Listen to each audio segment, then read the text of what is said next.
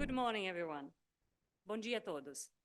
Let's start the session by remembering a beautiful song by John Lennon, Imagine. Imagine a world where the deadly grip of cigarette is loosened. Imagine a world where lives are no longer sacrificed on the altar of smoking-related illnesses. A world where people addicted to harmful product are given the choice to replace their addiction with a safer alternative. You may say I'm a dreamer, but I'm not the only one. And this vision is not a distant utopia. It's a reality that one country in the world is progressing towards. That country is Sweden. Today, I have the great privilege of unveiling a new chapter in the fight against one of the most intractable health problems. My name is Sueli Castro, and before I get into the details of why we are here today, allow me to introduce to someone, probably the first man I loved. This is my father. His name is Antonio, and he's 80 years old. He lives in Bahia. Like most men of his generation, he has overcome many challenges in his life. But there is one challenge that he hasn't been able to win, one that has plagued his health and haunted our family: cigarettes. Like the 20 million others who smoke in Brazil, for most of his life, my father has lit cigarette after cigarette, and with every puff has been dancing with death. His addiction has not just been a personal struggle. It has cast a shadow over our entire family. It has also meant that my father has never visited his granddaughter and I in England, where I've been living for the past 20 years. He cannot bear the thought of going through an airport where he cannot smoke, let alone get on a plane. It's absolutely heartbreaking. This gentleman, it's Sven. He's also 80 years old. He lives in Stockholm. Like most men of his generation, he also had an addiction to nicotine. But he chose to switch from cigarettes to safer alternatives because, unlike my father, he had the choice to do so.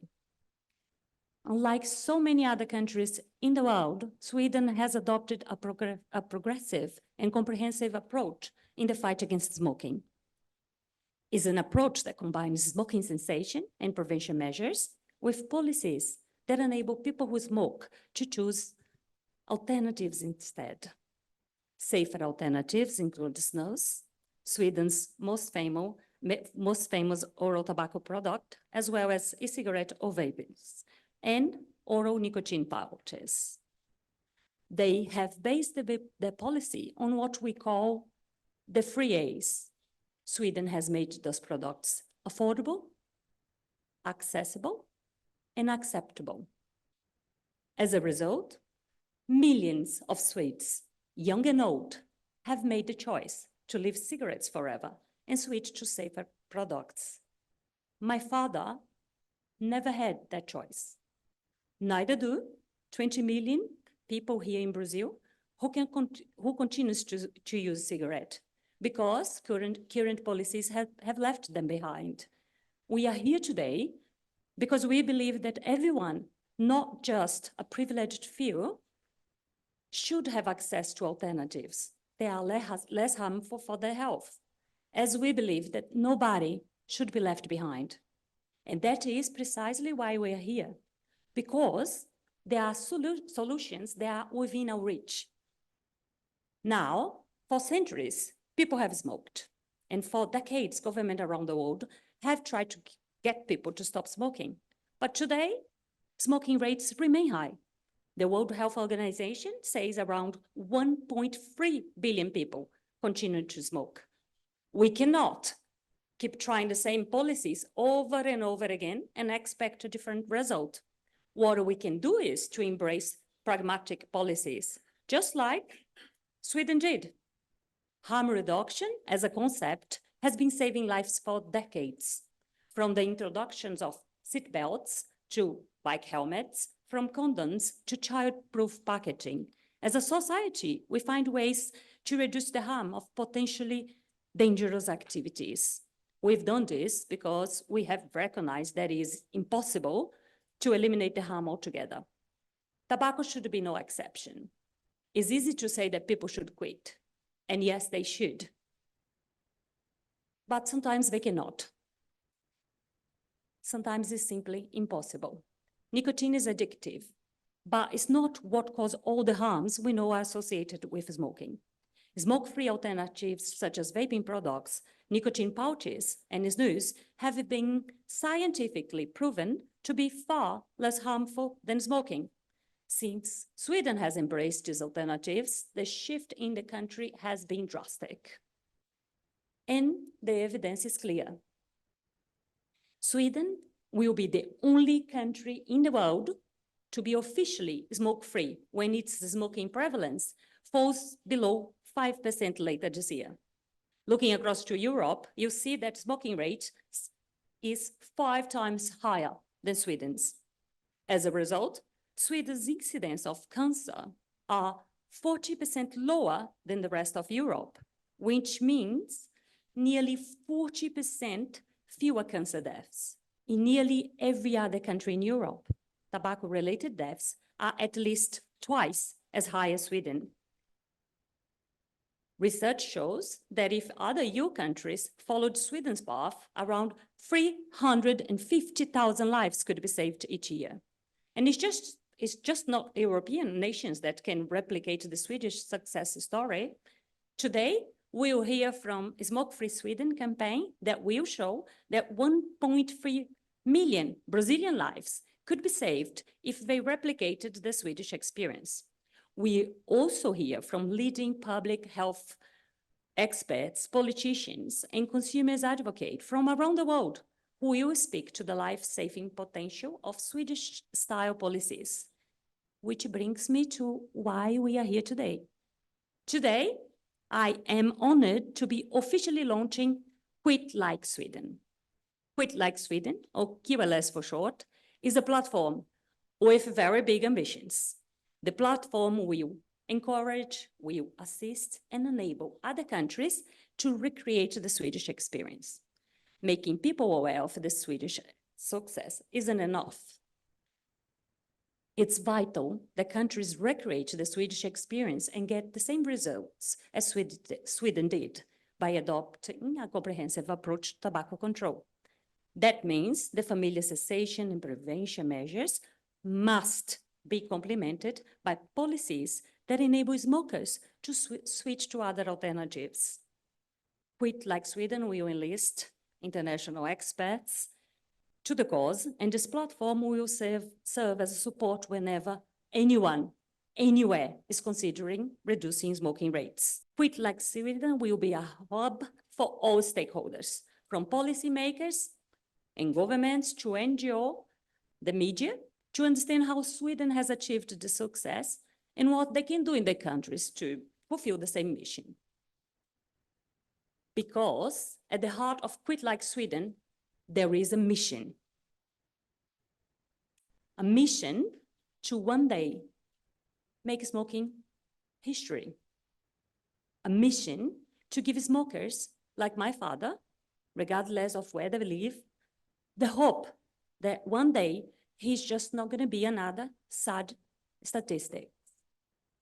A mission to implement regulatory frameworks that are within our reach, that will benefit millions and millions of people around the world. That is why we are here today. That is why I'm proud to launch Quit Like Sweden. Thank you, obrigada, and welcome again. First, our first session today, please welcome Swedish Member of the Parliament, Jesper Skolberg Karlsson, joining us remotely from Stockholm. Dear friends and colleagues, my name is Jesper Skolberg Karlsson. I'm a part of the Committee on Health and Welfare in the Swedish Parliament. Today I want to tell you a story about innovation, legislation, and giving consumers the power to make decisions about their own health. First of all, as I am sure that you are aware, Sweden is a cold country. When tobacco was introduced as a plant in the 1700s, it soon became apparent that growing tobacco in a cold climate did not produce the finest quality of products. Swedish tobacco for smoking was less pleasant than using imported goods. So the solution was to innovate, and Swedish snus was introduced in the 1800s, a form of pickled tobacco that you could put under your lip and get a slow release of nicotine. However, the black Swedish snus, which was loose at the time, was viewed as somewhat of a dirty product. The upper class continued to smoke imported tobacco, and the working class, mainly men, took to snus as their alternative.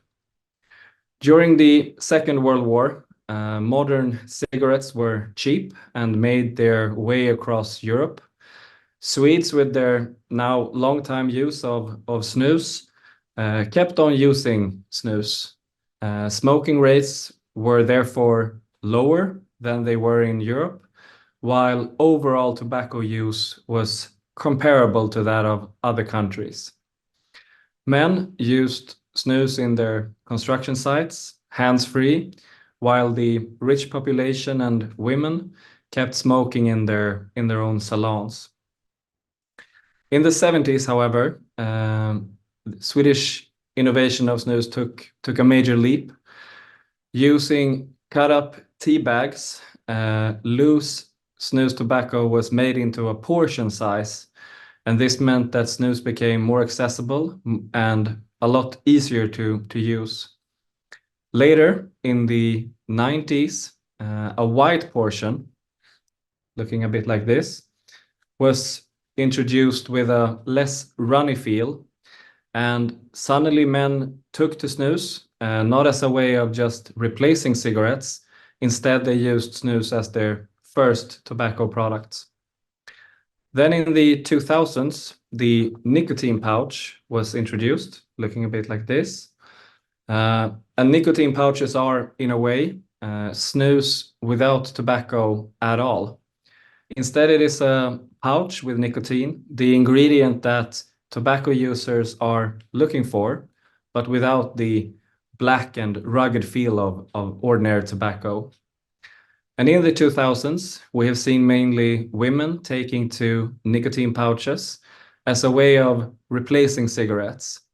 And in the year of 2024, around 5% of the Swedish population are smoking on a regular basis, which means that we are basically a smoke-free country, and that is, without a doubt, amazing. With fewer people smoking, we can see that fewer people are contracting tobacco-related illnesses.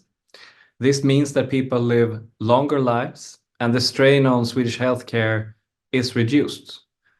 Also, nightclubs and bars smell a lot better. Swedish snus is not a health product by itself. It is still better to eat salad and kale than to use snus or nicotine pouches. But as a way of giving alternatives to consumers and reducing harm, it is unbeatable. If you're looking for a way to reduce tobacco-related illnesses, look no further. But be wary, because as decision makers, we need to make sure that we are not making ill-informed decisions. Perhaps snus is not the way forward for Brazil. Perhaps it is some other nicotine products like vapes.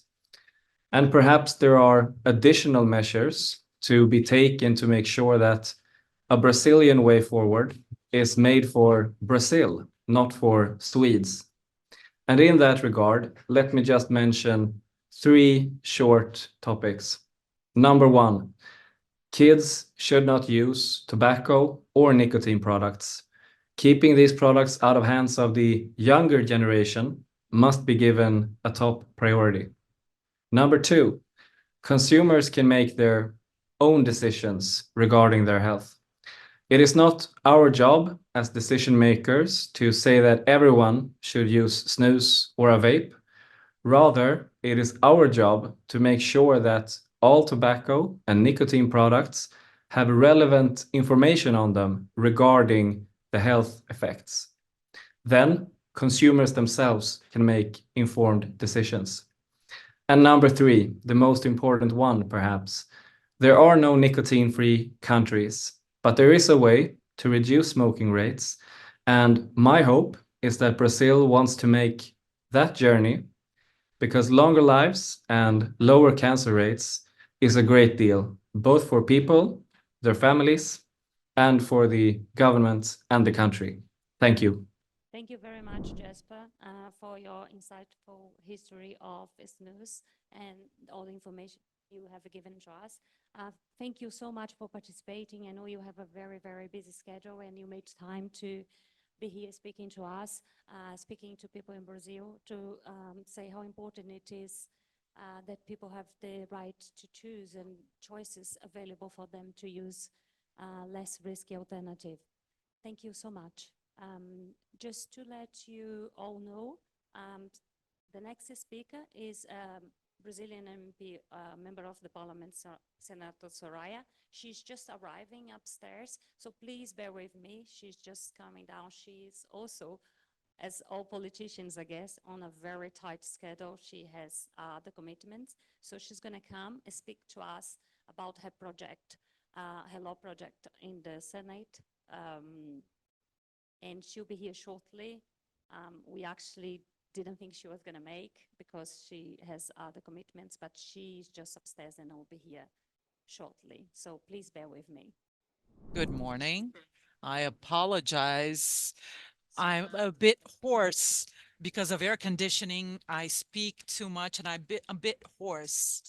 I'd like to thank you for your patience. Traffic was terrible getting here. And it's great to be here today with you, talking about such an important topic for us. This topic has generated a lot of controversy in Brazil. As incredible as it seems, when we think that we need to deal only with science, with numbers, with technical matters, we have to be pragmatic when we talk about such a relevant topic for society, because we're talking about healthcare at the end of the day. So what am I facing?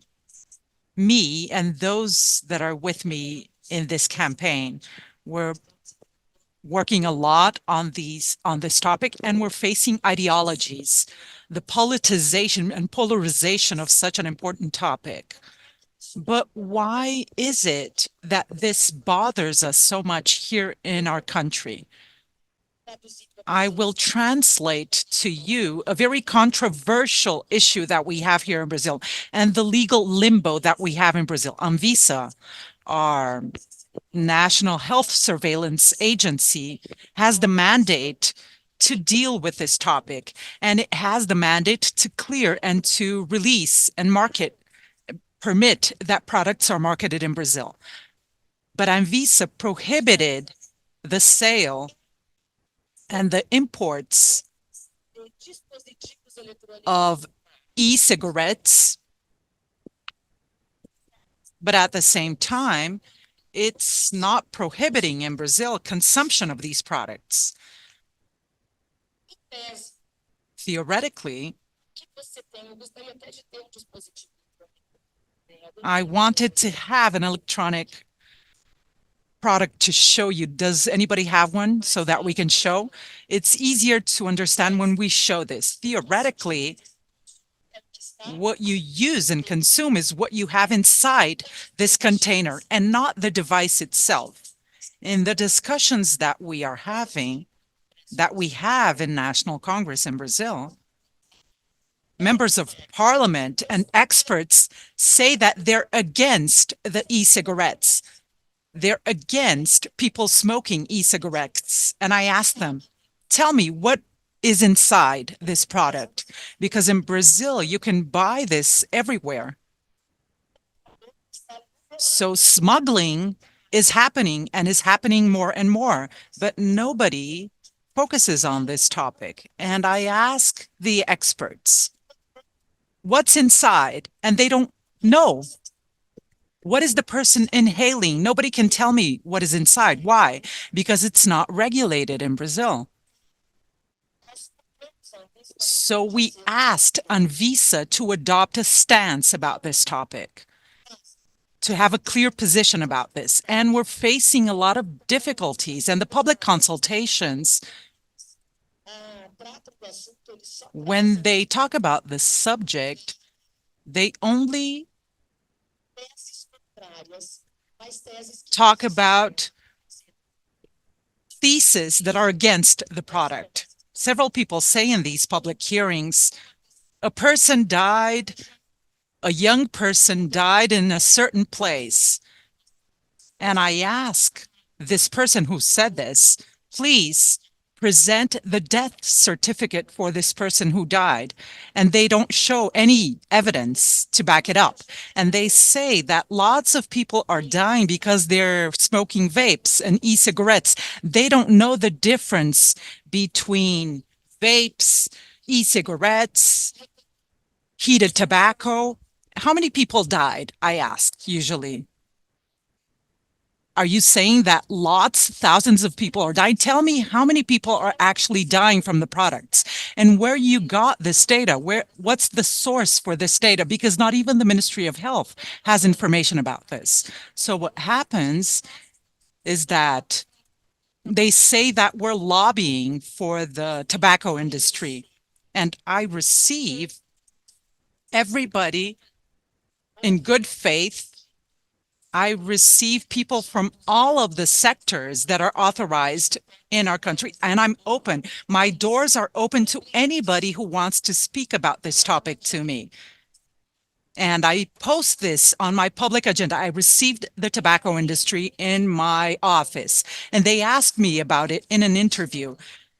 And they asked me, aren't you receiving representatives from the tobacco industry? Isn't this lobbying? And it's not, because these companies are installed in Brazil and they want to produce these types of products for sale in our country. And these companies pay their taxes. They have taxpayer numbers. So it would be very odd for me to have a dialogue with the current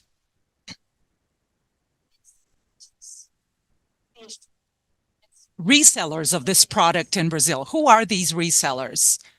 These are the leaders of organized crime. They're the ones who are selling the product because it's not regulated. Obviously, I have to talk to all of the players. But with one of the players I won't meet, which is organized crime. So this legal uncertainty, legal limbo that we have. And what we have here is tobacco. Tobacco is allowed in Brazil. It's not prohibited. So we can smoke this product. It's simply a different way of smoking. So what do we want? We want to see successful cases from other countries, and the comparisons are sometimes wrong. Even the UK is reviewing its legislation, and I said, no, it's enhancing its legislation. Don't bring fake news over. What they're doing is enhancing their legislation. They're not banning the use of this product as a less harmful way of smoking.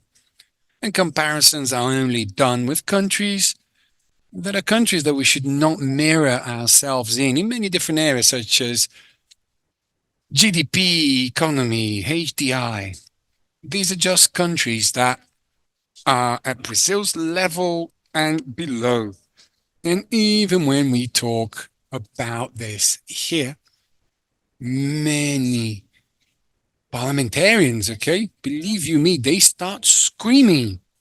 And they, scream saying that we want to kill people that we want to do away with the youth. And I asked this parliamentarian, I said, look, madam, sir, have you read the draft bill 5008? The draft bill is incredibly restrictive and it provides for prison time that we don't have in Brazil for anyone who actually sells tobacco to under 18s, okay? It's not allowed, but they don't do any prison time. We're talking about, these people doing prison time as per this draft bill. And this is, well, one of the ways that we are counterattacking these arguments with is you are benefiting organized crime. I live in Mato Grosso do Sul. We border Paraguay and Bolivia. Believe me, 95%, okay, of this product that comes in to Brazil does so through my state, Mato Grosso do Sul, which is one of the biggest land borders that we have in the country. And then for my state, it is spreading throughout the country. I was in Japan 2 weeks ago, and I visited the Japan Tobacco, which here is JTI. I also visited Philip Morris, and I managed to understand the difference because they don't vape there. I mean, there is vape there, but there they consider it as a pharmaceutical product because they don't understand that once you turn nicotine into liquid, then the liquid is no longer smoking tobacco using nicotine, and they also consider this warmed tobacco. And this is quite surprising. You can only smoke in closed environments, which are set out just for that. In some places, such as restaurant, okay, they are allowing people to use heated tobacco because a smoking conventional tobacco is not allowed in restaurants. But this is possible because this is not harmful for the passive smoker. And this is why I congratulate this event. The idea is, of course, for everyone to stop smoking. But these success stories, they should be copied and brought to Brazil. I celebrate the possibility of having here people who are involved, who understand the issue for us to bring, the light of truth, science of the numbers. I was a smoker. I used to smoke. Okay. And I believe for around 8 years I was a smoker. And my husband, he's not a smoker. So because of the smell of cigarettes, I stopped smoking, but I really suffered when I was trying to quit. It was really, really hard. And this, this helps people. You can dose your tobacco. Thus, I congratulate and thank you for the possibility of, talking to people who have the responsibility of bringing something very important to our country. Please welcome. You have all of my doors open to you for us to work on this subject matter. In addition, well, despite the fact that we are losing, again, these are calculations from 2019, we are missing out on 7 billion reais in taxes a year by not making this illegal. Why? Because the increase of these devices, the use of these devices actually growing, and people are manufacturing it in their backyard at home.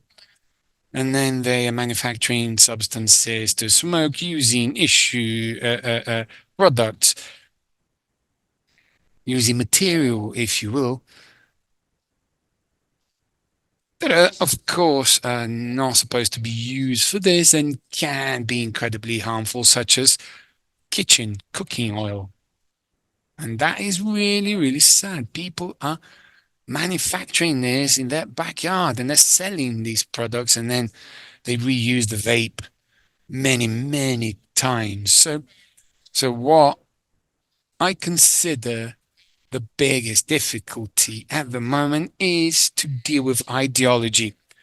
The Brazilian Cancer Institute, when they were discussing this with us, what they said is like, smoking is bad for you. So our answer was, we are not saying that smoking this is healthy. What we're saying is that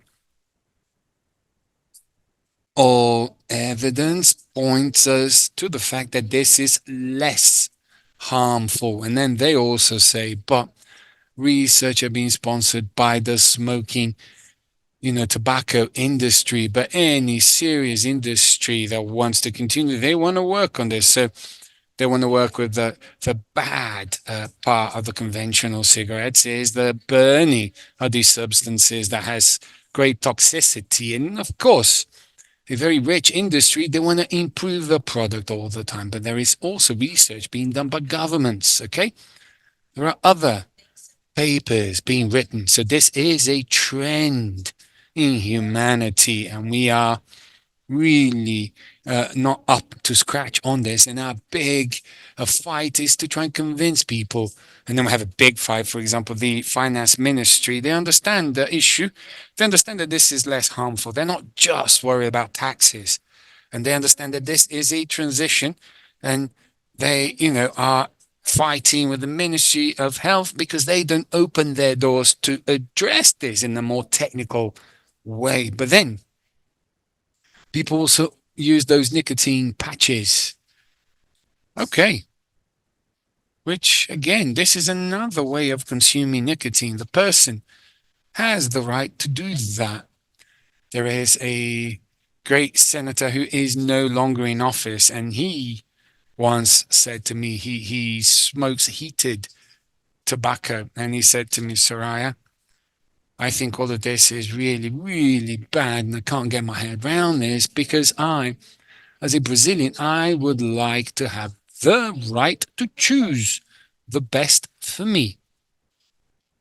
I have the right of choosing what I'm going to use, and Brazil is offering me, the worst part of the product, which is a legal product, which is the use of tobacco. So my country makes available to me the most harmful product, the worst product, and I have no right to choose. Consumers are not being heard. Even for us to, for me to bring my comments in conclusion. Okay, in Brazil, you can't smoke in closed rooms, okay, closed environments. And then we started having people such as parliamentarians using this all the time. And then some paparazzis, they have taken the snapshots, caught these parliamentarians using it in the plenary of the Federal Senate. And then it was like, no, talk to them. But really what I wanted to do was my press advisor. They don't let me do this, okay? But whenever I go and make this presentation, they're like, oh, please don't smoke in front of everyone. But if I did this, if I vaped in here, does the law allow me to do this or not? To use heated tobacco. Can I or can't I? Where is it written that I cannot vape in here? And as a citizen, I'm only not allowed to do what the law provides for. So you're not allowed to use, vapes.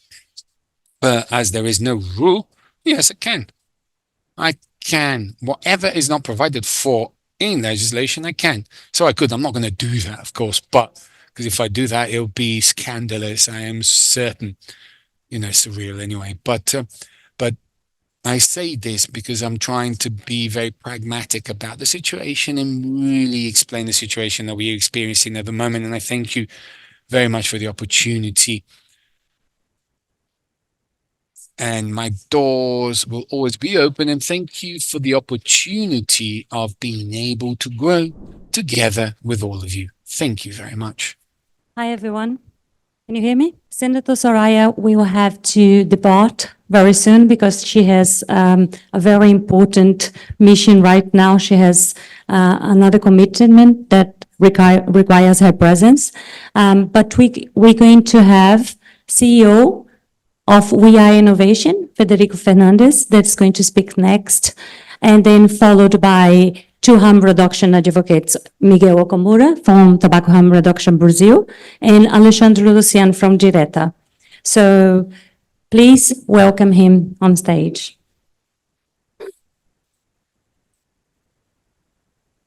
Yes. Hello, good morning. Thank you for being here. Just let me prepare. Don't worry, I won't read, just certain things that I want to forget. Fantastic. Okay, well, as Sueli said, my name is Federico Fernandez. I'm very happy to be today at the launch of Quit Light Sweden. Sorry, I'll put my the timer. And I'm very also happy to share the panel with Senator Soraya, with Jesper earlier, and then with Miguel and Alejandro. I want to talk today about, as I say, about anti-smoking efforts, both in Sweden and in Brazil. And I will base my presentation in the very recently presented 2024 Effective Anti-Smoking Policies Global Index that We Are Innovation launched just last week. And, talk about the results of both countries there. Very quickly about my organization, We Are Innovation, as our name states, is an organization that defends innovation all over the world. We are a network of think tanks, NGOs, and foundations. We have 43 members currently in 4 continents. We are present in the whole of the Americas, Europe, Asia, and Africa. And if you want to know more, you can visit weareinnovation.global. A few words about the index also I'll be talking about, and I'll be talking about the index, but briefly because of time. But the 2024 Effective Anti-Smoking Policies Global Index we like to see it as, let's say, as a very accurate picture, as an X-ray, as a scan of what's the situation of anti-smoking policies around the globe. We wanted to give particularly policymakers, decision makers, and other stakeholders a tool that measures where their countries are and what could they do best if they need it. As it has been said many times, the things you cannot measure, you cannot improve. And we wanted to present that kind of tool, a tool that tells you, hey, maybe these are the things you're not doing, your country's not doing that well, and here is what you can improve. And why we did this index, very, very, very simply put, we did it because we celebrate the power of innovation to solve problems, societal problems and individual problems. And we think particularly in the case of innovative nicotine products, alternative nicotine products, they are putting us at the gates at solving a problem that we have not been able to solve yet, which is the problem of smoking-related illnesses and death. We do way more things than innovation in nicotine, but this is definitely a topic with very deep and very important, let's say, very powerful human impact. I can't go through all the categories and things that the index entails because of time, but just to explain you very, very quickly. With the index, we try to measure how different countries in the world are harnessing the power of innovation to solve and defeat smoking. And what we mean by this is basically how the regulatory frameworks treat alternative nicotine products.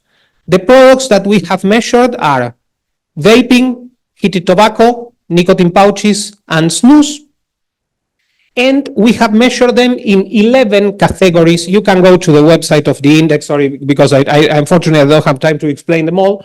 11 categories, and when those categories all combined for the 4 products give you the overall ranking and also rankings per product. Another thing that we are very proud of and we want to highlight is that the index measures 69 countries around the globe with a combined population of 5.5 billion people. That is nearly 70% of humanity nowadays, and it was a lot of work for us. So really, we are extremely proud of this achievement. From the people that from the 5.5 billion people, countries that we evaluated, close to 1 billion live in countries that are in the top 10 of our index. Those are countries that you could say have sound anti-smoking policies, but 4.6 billion live in countries where there's a lot of room to improvement, to put it in a nice way.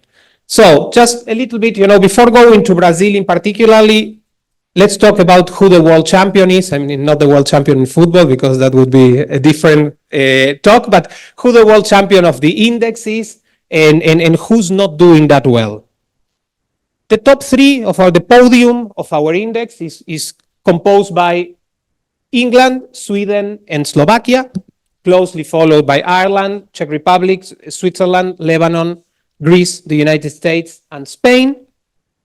Those are the top 10 countries. Who's at the bottom? At the bottom you found Panama, Argentina, my country, Norway, Mexico, and then you see all these countries with a little star by their name: Australia, India, Qatar, Thailand, Vietnam, and Turkmenistan. The star is not, it marks something, but not something good. The countries with the star have basically scored 0 in every category and in every product, so really they are very much at the bottom. See one thing, see that Panama is, this is the bottom 10, Panama is 59. So what about Brazil? Brazil is 58. Brazil is dangerously, you have to understand, please, even though it's 69 countries, some share position, that's why, but Brazil is 58. Brazil's rank is appalling. I mean, sorry to say, but in vaping, Brazil is 53rd and last. There are 17 countries that share that, honorable position. Heated tobacco is 57th and also last. Snus, 15th, quite decent. And nicotine pouches, 33rd, which is, let's say, quite out of 69 countries, is a quite mediocre result. If you take the countries of the Americas, when literally from Canada to Argentina and Chile, we basically measured every country. Brazil is 5th, but bottom to top. So again, not even in the region, and our region is doing quite bad. See that, in the bottom 10, you have Panama, Argentina, and Mexico. Brazil is also not doing that well. What about Sweden? Sweden is second overall. It's, as I said, it's top 3 in the overall ranking. On vaping, Sweden is 9th. On heated tobacco, Sweden is 18th. On snus is 2nd, and on nicotine pouches is 1st. Sweden, is also 2nd in Europe, and is the 1st in the European Union. Remember that England left the European Union a couple of years. So the situation of Sweden is quite different. And why Sweden? And well, why Sueli is doing all these efforts about Sweden? Because Sweden is winning. And this is the story that I want to go with a little bit of depth in the couple of minutes that I have left. Sweden is winning, and why? This is the question. We think, let's suppose solving and defeating smoking, solving the smoking problem and defeating smoking would be like a puzzle. To us, Sweden has found the missing piece. And what that piece is innovation. Let me explain you briefly how.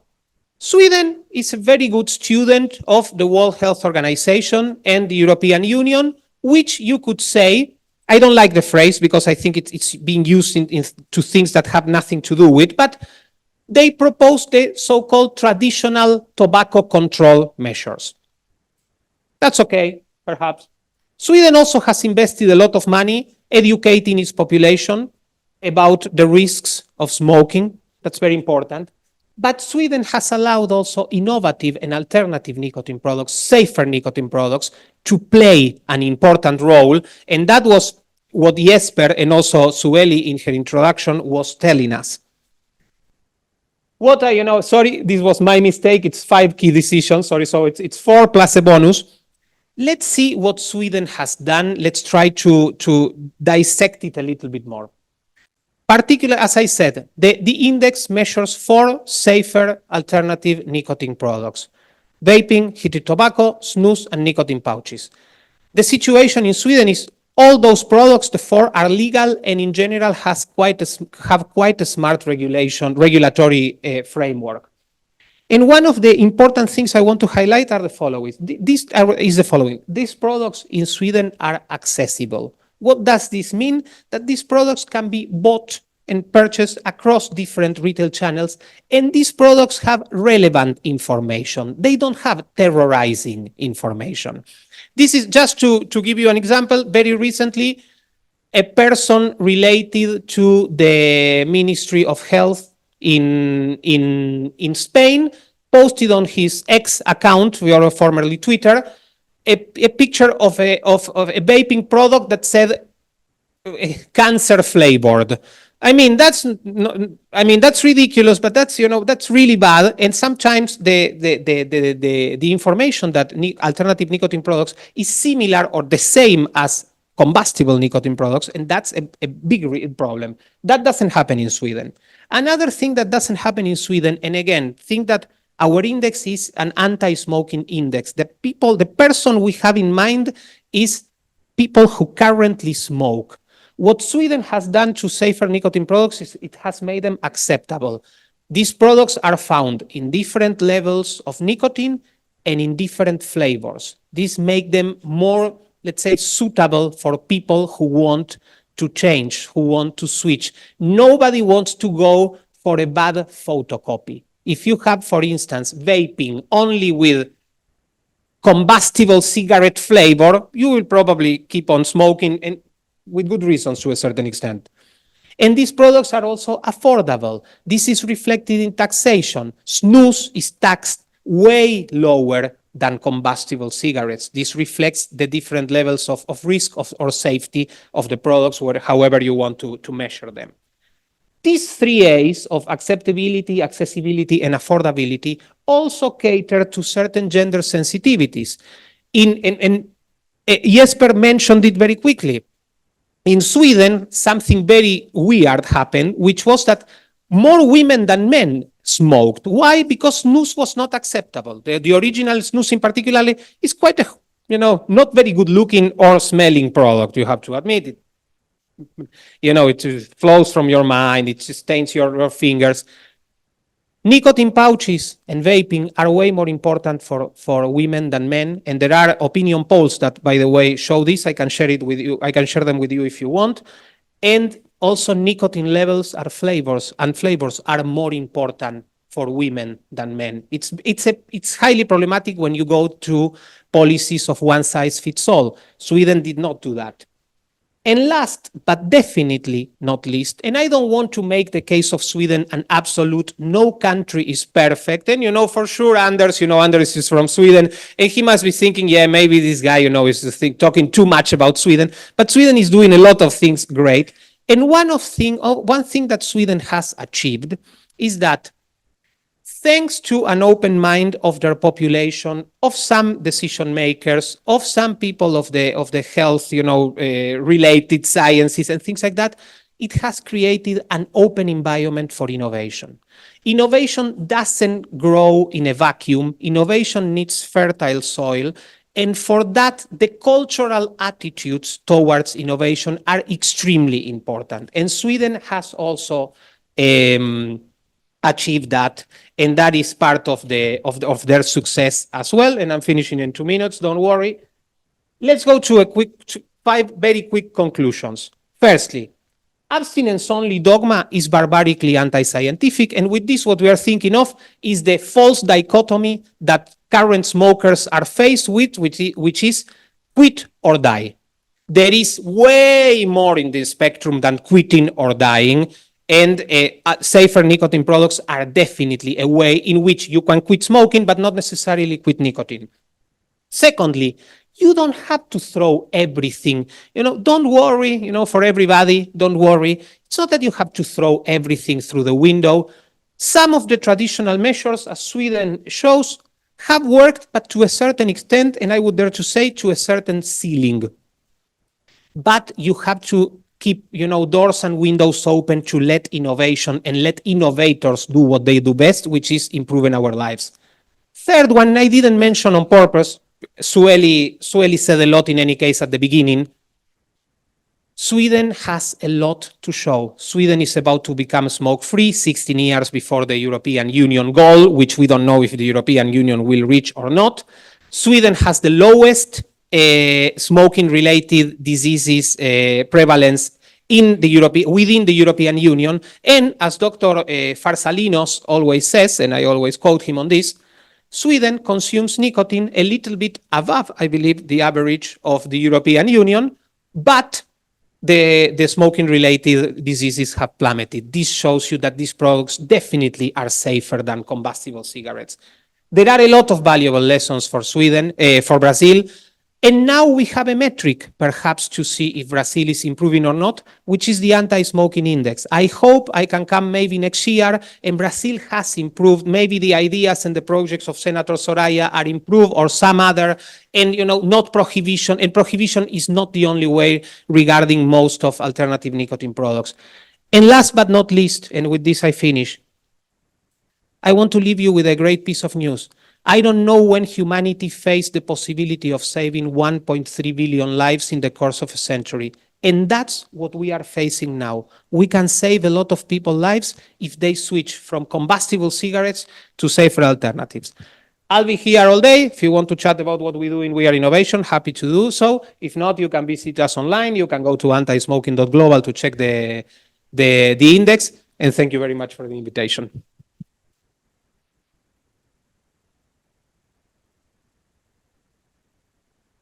Thank you so much. Thank you so much, Federico, for your speech. Full of very important information.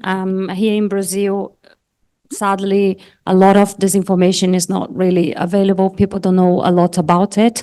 But I would like now to, the first session is finished. We're going to start a second session, which is called Consumers Misinformation and the Impact of, Misinformation and the Impact of Consumers. And the first speaker is the Director of Tobacco Harm Reduction Brazil, Miguel Okamura. He'll be speaking with you, and then he will be followed by Alexandre Luciano, who is the Director of the Direta. Welcome.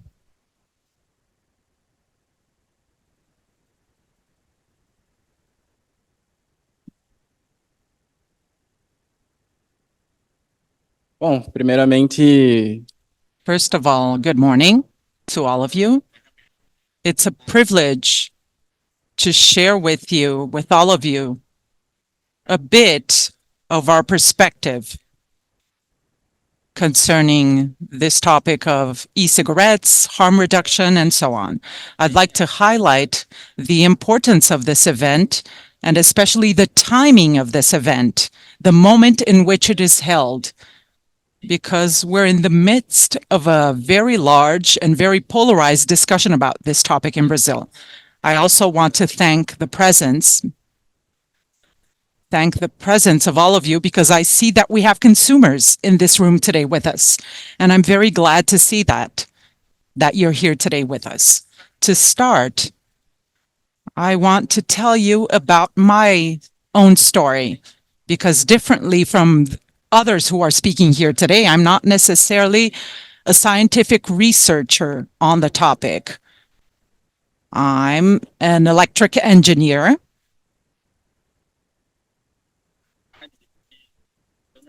I don't like not knowing information about things.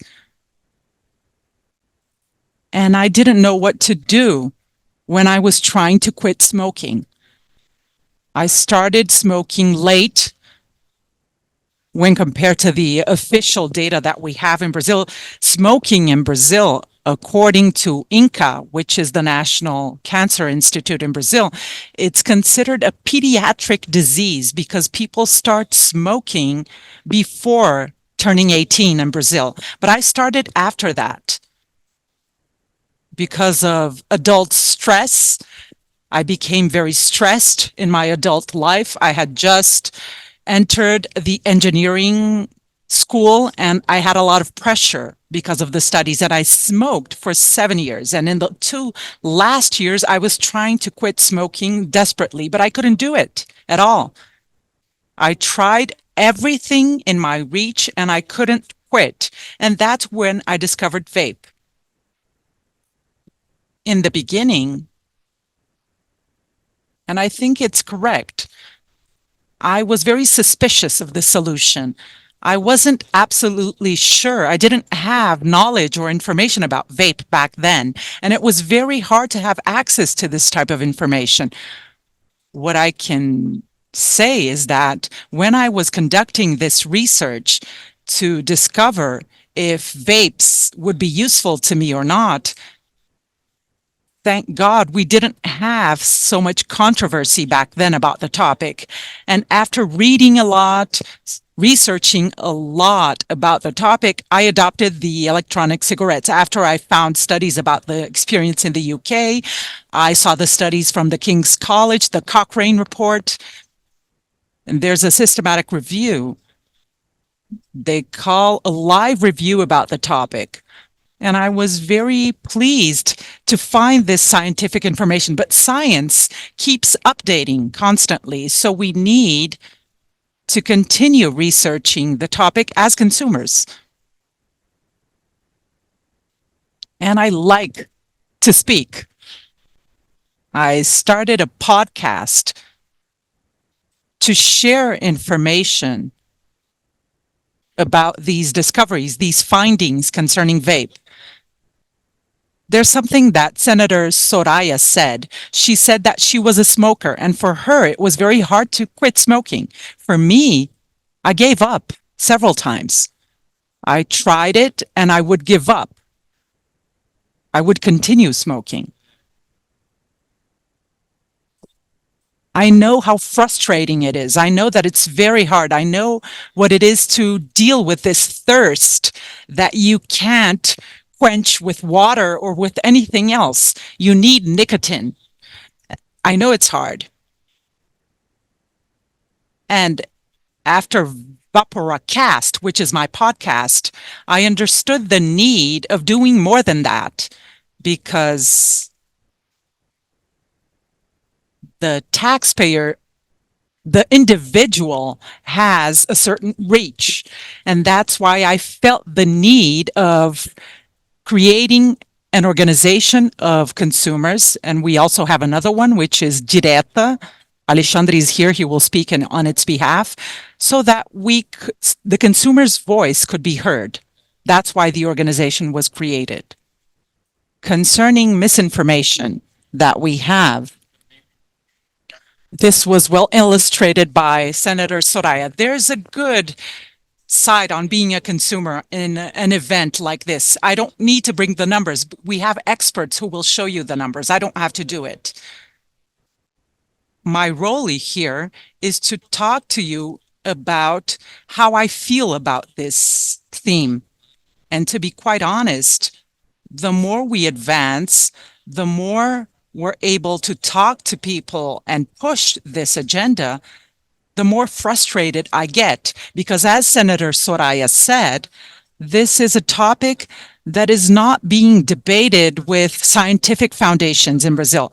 It's being discussed based on ideology, based on fear, based on ignorance. I understand. I promise you, I understand the positions of several regulators that we have here. I understand their position. Brazil, we saw, based on Federico's index, we saw that we're not doing very well on the rank. We're not an example for the rest of the world because we have not adopted innovative solutions in the fight against smoking. But we have good results on paper when we compare the prevalence of adult smokers that consume cigarettes in Brazil. It's a low number when compared to the rest of the world. And I understand these efforts. I'm from a generation that was the first generation that benefited from several rules that were imposed by tobacco control. For instance, not being able to smoke in bars or closed spaces. I remember the transition, and me as a person, as an individual, I was very pleased because I didn't like cigarettes. So I'm very frustrated. My feeling is of frustration because I know the technical quality that we have in Anvisa. We know that we have one of the best regulatory agencies in the world, one of the largest regulatory agencies in the world. It's in the same level as its counterparts in Europe. I recognize that. I'm a fan of Brazilian scientists. And I'm very frustrated when our research, our numbers, our reports don't show that, don't reflect that. As a consumer, as an activist, I participated in the public hearing that happened in the Senate to discuss the draft bill 5008, which was proposed by Senator Soraya. And I also saw members of parliament who use emotional arguments to push their ideology. Since we have little time and I speak too much, I know I have to wrap up. But I wanted to leave you with this message for our regulators. I hope they are following this meeting today. Pay attention to science. Challenge us. Ask questions. Provoke us. Because all we want, what we're doing here, is to help to reduce deaths. And this is the main cause of avoidable deaths. Avoidable is a key word here because they're avoidable. We don't have to die from smoking. Lastly, I understand the position of our regulators. They're afraid of losing past achievements. But if we take a look at the international experiences, we see that we have nothing to fear. We have science to back us up. We have the Cochrane report and literature. This helps us to make public health decisions. So I'd like to leave you with this provocation. Our regulators should challenge us, should ask questions, should study thoroughly this topic, because science is on our side. The golden standard of science is on our side, and we need to remove these biases from the debate because this is killing people, leading to deaths. That's it. Thank you very much. I want you to imagine a moment. Let's say you're lost in the middle of a forest. If you don't have any other information, do you have any chance of escaping the forest and finding civilization? But if you find a smart fox and the fox tells you, if you follow this direction, you will find a city. If you go in the opposite direction, you will have problems. So if we're in the field of harm reduction, the largest harm is not having information. Misinformation is a lot more harmful than ignorance, because in ignorance, you might find a path forward and you might find knowledge. I wanted my intervention. It's sometimes hard to find arguments and stories to tell to you, but actually it's the opposite. My talk about disinformation, my challenge is to condense everything that is happening in just 10 minutes in this presentation. And I should start out with my own story so that you can understand where I'm coming from. I'm a president of Direta. It's an NGO. It's a nonprofit organization that represents consumers in Brazil. Before being an activist or a journalist, I'm a consumer. And the vape that Senator Soraya showed you, it's mine. I'm a consumer. I'm an interested party in the topic because I consume the product. I stopped smoking in 2015 thanks to electronic cigarettes. I tried everything, acupuncture, medicine, alternative medicine.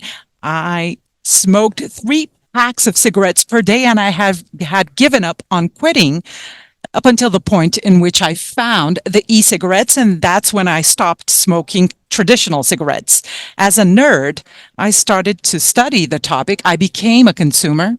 My health improved rapidly, and I started to study the topic. And after 9 years, we can say that it became my main activity, and I'm now an expert on this. But before anything else, and I'm a consumer. And since I'm a consumer,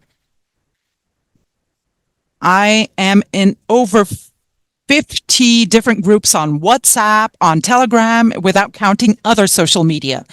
And what we have today, the thermometer that we have for consumers today is fear, because consumers don't receive, they're bombarded with disinformation about the topic.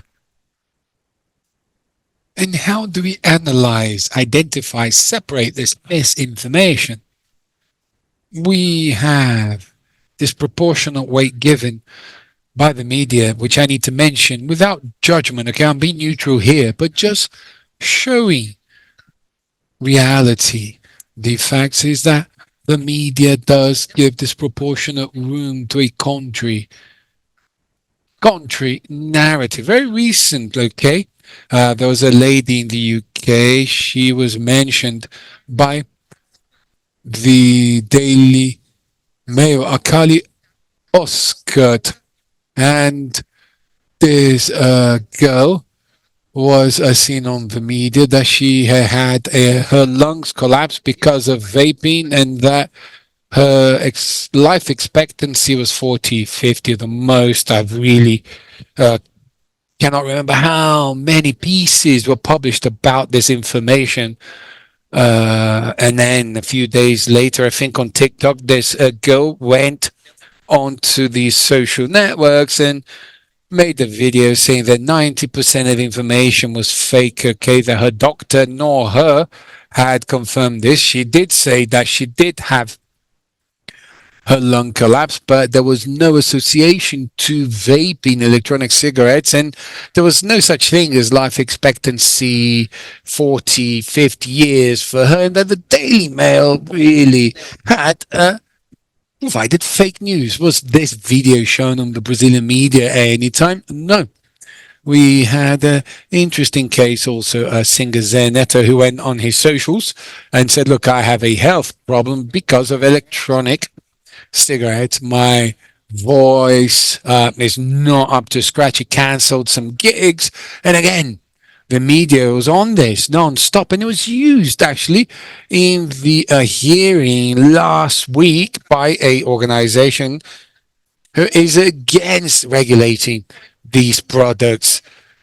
They mentioned Zé Neto's case. What they did not talk about was that Zé Neto, and an interview months later, said that, look, my problem was psychological. It had nothing to do with electronic cigarettes. You can go after, maybe the algorithm does not show this interview Pelo Léo Dias, mas done on the Metropolis channel when he says this. So this disproportionate weight, what does that do? I mean, people who are unknown, you know, they approach people on the streets about vape, saying, look, this is worse than cigarettes. There are people, you know, they come up to you at work on the street saying, look, it's best you smoke cigarettes because that is worse than cigarettes, you know, electronic cigarettes. So misinformation, if I can really offer a general overview here in Brazil, is that there is really liability by the media because they do not give the right room for a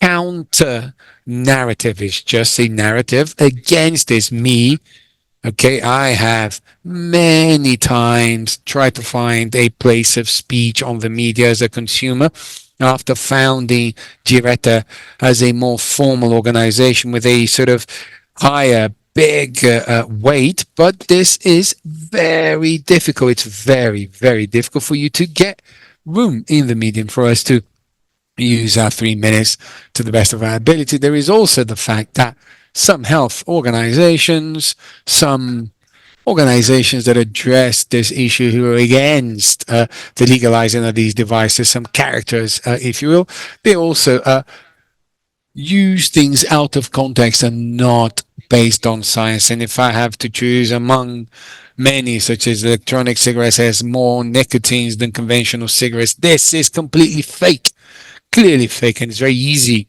for you to argue against this E-Valley as a disease that has absolutely no connection to electric cigarettes, but actually with THP cartridges in the US is a story that I need 5 minutes to explain, but someone on TV, like a doctor, an authority says, I am an expert of this, that subject matter. I'm the directing physician of organizations. I need 5 minutes to explain this case because we need to study the case of cannabis in the US. There were the cartridges that were actually contaminated by that element. That this has been proven by the US CDC.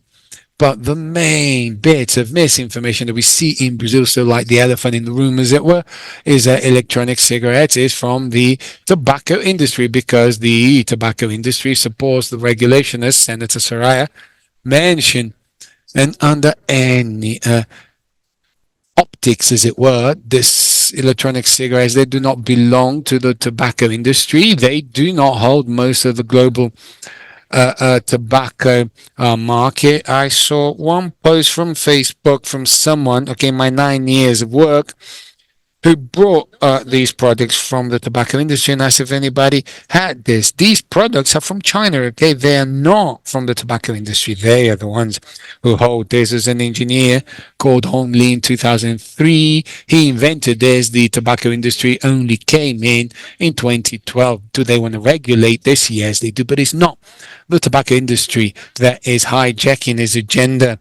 They are the ones who are addressing this because his agenda belongs to the consumer. The electronic cigarette may be a Chinese product, but the concept, the technology, and what they do in people's lives is mine because they saved my life after, taking me away from 3 packets of cigarettes a day. And today I smoke no cigarettes at all. And they did this overnight. So this electronic cigarette completely removes my place of speech because I cannot get to the media and say, no, look, they are in line with us, not contrary, not the opposite. It's not me, a consumer, who is in line with the industry. No, it's them. Only in 2012, almost 10 years after the electronic cigarette was invented, when cigarros eletrônicos, there were Brazilians using electronic cigarettes already, that they started producing electronic cigarette products. And only when I stopped smoking in 2015, the tobacco industry didn't even talk about this. I'm a consumer and I started this before it started. So their speech cannot be removed from consumers. And I invite any legislator, opinion maker, to ask me, go into any of these WhatsApp groups that I've got, randomly ask one consumer, interview him. Doesn't need to be Alexandre, who's here, in a suit and tie talking about electronic cigarettes, but talk to real people and ask them what electronic cigarettes has meant for them.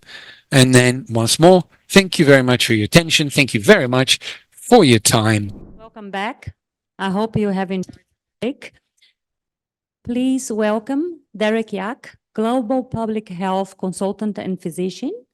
He cannot be here with us today, but he sent us a video that will be played now. And then we will have another person that will be joining online and 2 people that are here in person, but I will introduce them once the video is played.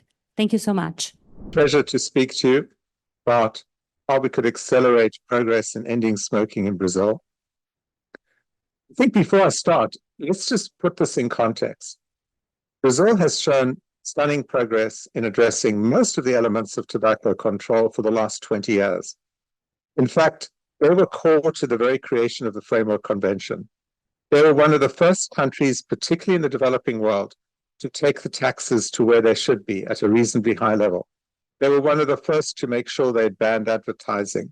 We put in most of the regulatory process. And because of that, they saw a pretty steep decline in adult smoking rates over the last 2 decades. But unfortunately, that progress has stagnated. And today, we're sitting with smoking rates among men at about 16%, 17%, among women about 8, 9%. And tragically, 191,000 people die every year because of tobacco-related diseases in Brazil. That is not a success. That's something we need to deal more about. But worse than that, some of the most powerful tools that we use to reduce smoking, particularly taxes, have started to show their failings. About half the cigarettes on the Brazilian market are illicit today, illicit. In 2009, when they banned vapes, this didn't lead to no vapes being on the market. We now have estimates of about 10 to 12 million people trying vapes, maybe 2 to 3 million using them daily. Every one of those are illicit products coming in, probably from China, maybe through other ports. This represents a colossal failure of what we could be doing better. So my view, and the view of the experts who worked on this report, is we need to rethink how we can accelerate a decline in the deaths and do it in a way in which it would also address this massive problem of illicits, which is fueling criminality, and also removing the potential for government to gain taxes. So what's missing? I think in a phrase, one thing, tobacco harm reduction. And before I go into saying a bit more about that, let's always remember that Brazil represented for the developing world the leadership in harm reduction. It was in 2001 in the city of Bahia that some of the first needle exchanges in the world were actually developed, tested, and evaluated, and shown to have a big positive impact on reducing the death and disease from drug abuse, particularly in the context of needle users and the driving HIV/AIDS epidemic. It was Brazilian leadership that took harm reduction to the core of their public health policies, and it was Brazilian leadership that exported that to WHO. Now we need to say, how do we actually do the same with tobacco harm reduction? Well, the aim of this study is really to provide, hopefully, motivation, because what it does very simply is asks the question, how many lives would be saved if we were to apply our knowledge and access to tobacco harm reduction products that are currently already available, and most are authorized by the US FDA as being appropriate for the protection of public health? How many lives would be saved beyond those that we expect to be prevented through the traditional WHO approach of taxes, regulation, and everything else they're doing? How many extra lives would be saved? To do that, we assembled a team of experts, and the reports that you will be able to get explain exactly who they are. And we took a route of first asking, what is the best way of modeling the long-term impact? What are the best ways of making the right assumptions about what the level of reduced exposure from harm reduction will do and what it will bring in terms of lives to be saved? We added in what will happen if we improve smoking cessation, and we have a lot of new products starting to come out. And also adding in right at the tip, what would happen if we tackled the largest single cause of tobacco-related deaths, mainly lung cancer? And we looked at the fact that we can predict over the next few decades substantial improvements in the quality of life and survival.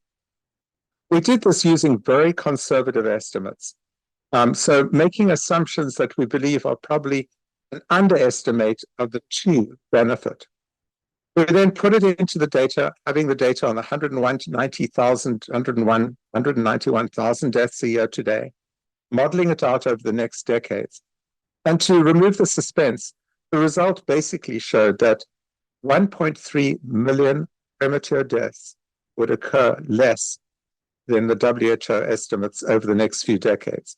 1.3 million premature deaths would be saved. If you just think about that, there is no other single intervention that the Brazilian government, that any world government can take to prevent so many deaths through what is basically a relatively simple set of interventions, and that would bring so many lives saved over the next few decades. And remember that all of those deaths, all of them, are in current adult smokers.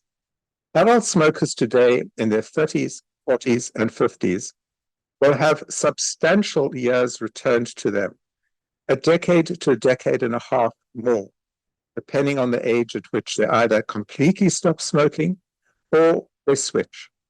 And the two issues are probably going to be pretty close in terms of their benefit. We do know now from massive evidence coming from the Cochrane Collaborating Center, from the most recent journal articles and large studies around the world, and from the work of Prabhat Jha and many focusing on cessation, that if you apply these kind of measures, and remember that vapes now constitute the most effective means of quitting smoking completely, twice that, that's the success rate of nicotine replacement therapy. So if you ask the question, what are the benefits of cessation at different ages? We now know from these large studies that if you quit before the age of 40, you revert to the status of a never smoker within a few years. If you quit between the ages of 40 and 49, your life expectancy return will be in excess of a decade compared to continued smokers. And if you quit between 50 and 59, you will actually have a return of life expectancy of maybe 6 to 8 years compared to continued smokers. Think about that. There are no interventions that give you that quality of life and that extension of life expectancy. And that translates into broader societal aspects. So then the question is, if we can prevent 1.3 million deaths, what is constraining us? There are many things. Just to mention one big one. The whole mis and disinformation campaign is driving people to believe that vapes and nicotine causes cancer, which they do not. It's driving people to believe that kids are going to be at greater risk of going on to smoking and all sorts of negative things, which they are not. This campaign is very carefully constructed by a large group of US-based philanthropists funded through campaigns around the world that are now penetrating deep into Brazil, Latin America, and global South initiatives, overriding the potential benefit to smokers. Remember that in many of the countries where these campaigns are developed, like in the US, smoking rates are starting to go well under 10%, maybe even low. For them, this is not a big issue anymore. Smoking rates among kids are now below 1-2%. So what they're doing is depriving the adult smoker of Brazil the knowledge of what could work. Just one example of how this disinformation has spread to Brazil. Recently, the Brazilian Society for Cardiology released a report which gives the point that 10 reasons are provided for why you should continue to prohibit vapes. Now, interestingly, they don't say prohibit cigarettes or control cigarettes, they talk about vapes. A careful reading of this, which is in an eminent cardiology journal in Brazil in the last couple of weeks, highlights the fact that there are a range of emotional and political reasons they advance for why you should not be using ends or vapes. There's virtually no scientific basis for the statements they put in, even though they are cardiologists. Well, reflect on that. It is physicians who often provide the first line advice to patients sitting in front of them who smoke and say, "Doctor, I need your help. I want to reduce my risk. I want to quit. What works best?" If they're not able to say bluntly, vapes constitute the most effective way of doing this, something that Nancy Rigotti, one of the world experts, wrote about just in the last few months in the New England Journal of Medicine, then they are abrogating their responsibility and their ethical right to provide advice that is accurate and that is truthful, save the lives of the patients sitting in front of them. In fact, Nancy Rigotti makes the point that she believes that all physicians today, based upon the massive evidence, should now be revising the way they talk to their patients about the benefits of vapes. And when I say vapes, we know that this is probably going to apply as well to nicotine pouches, thankfully on the market in Brazil, snus, thankfully on the market in Brazil, and probably heated tobacco product, which are also banned under the 2009 legislation. So I would say that this is an opportunity to take these big numbers, 1.3 million deaths, and think carefully about we can prevent them. Why are we not doing that? That's the first point. And then to say, let's reclaim our excellence in harm reduction and bring tobacco harm reduction into the fold of everything else that we've done to lower the deaths from HIV, AIDS, and needle exchanges and drug abuse and other areas.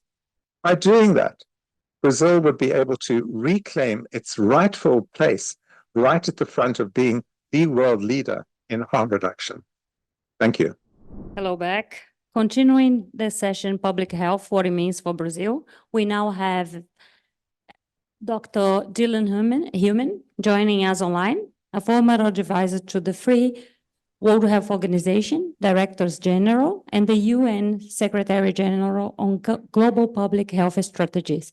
Welcome to Dr. Dylan. Thank you, Shirley. I just want to, if you could start the video your side, but let me start by just echoing the words of Derek, which is that this important event in Brasilia is an execution of what the United Nations has called for in the prevention and control of tobacco control. And that is that we want to have a whole of society and whole of government solution to the tobacco epidemic. And tobacco harm reduction offers us the opportunity not only to prevent and control tobacco-related disease, but also helps us. There we go. Firstly, a good day to you in Brasilia. And if I may just echo the words of the principal author, Derek Yach, that the importance of this meeting is that it can save lives. What we have in Brasilia is a situation where there are adult smokers who do not have the right information in terms of what they can do to escape the fire and combustion of cigarettes. And if that were possible, it would make a big difference to public health in Brasilia. If I may just give you some context of Brazil in terms of COVID. Now, you remember during COVID, there was a very great awareness amongst all stakeholders as to what exactly COVID meant and how many people were infected and how many people actually died of COVID. And in Brazil, the number of people infected with the COVID virus was 38 million people, and eventually there were 711,000 deaths. Now, if you put that into context to what has happened in tobacco and the incredible benefit that tobacco harm reduction can provide, it gives you an idea of how public health can be led in Brazil, not only in its own country, but also countries in the Latin American continent. Now, just one more point on the report itself. The report was put together by an international panel of authors to do what Federico mentioned earlier today, and that is, if you can't measure it, you can't manage it. So we simply ask the question, if in Brazil, in addition to tobacco control, Brazil were to accelerate smoking cessation and then also have the ability to make sure that reduced risk products, now that's the non-combustible nicotine alternatives, if they were made available, accessible, affordable, and acceptable to the adult smokers in Brazil, this could offer them a chance to switch if they were not able to quit. So these calculations we did was to basically look at the number of people who smoked in Brazil. And if you take men and females together, the smoking prevalence in Brazil is about 12.6%. And if you then applied those additional measures in Brazil, you would see that over the next 4 decades, there would be 1.3 million less tobacco-related deaths. And I repeat again, just as Derek did, 1.3 million people.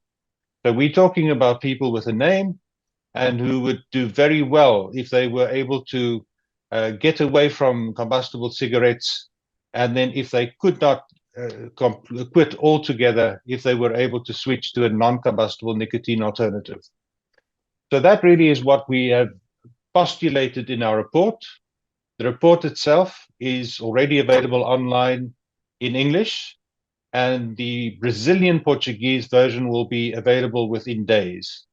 but we would ask you to please visit and read this report in detail, because it ties in exactly with what Anders and Erika will be discussing right now, which is that if tobacco harm reduction were allowed to manifest in Brazil in the form of policy recognition and in actual practice, we could prevent disease and save lives. In terms of the recommendations in the report, we make it quite clear that we would want to have the WHO to step up and make sure that they play a leading role in ending the inaction in tobacco control, and make sure that within the Framework Convention control, which under Article 1D of the framework, it speaks of harm reduction as one of the modalities that they could use to drive down smoking.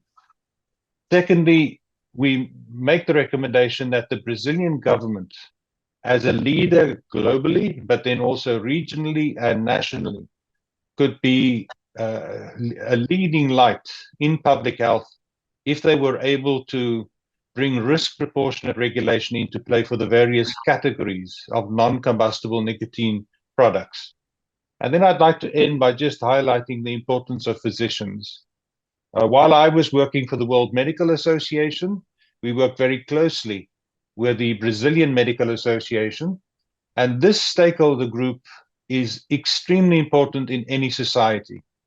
We speak of physicians first in and first out.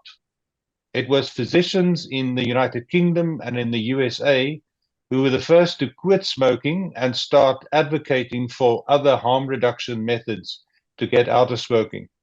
In Brazil, unfortunately, this is not the case yet. But we would hope that the cardiologists, the lung specialists, the cancer specialists would look at the data, and specifically the data in Sweden, to see what happens if a country is able to use non-combustible nicotine alternatives to bring a consumer-driven solution to the problem of the tobacco epidemic. This particular conference is called Quit Like Sweden, and we are so pleased that you are also looking at this case study, because this is a country where the smoking prevalence has been driven down to a record 6.5%.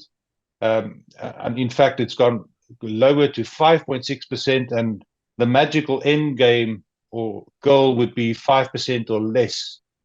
So Sweden has managed to lead the world in understanding how harm reduction can play an incredibly important role to save lives. And I would like to just end by the 3 A's again. What did Sweden do that Brazil should be doing? Is they made reduced risk nicotine alternatives available, affordable, and acceptable to the consumers in Sweden. And we hope that Brazil can take this example, study the data, and do the same in that beautiful country of Brazil. Thank you very much.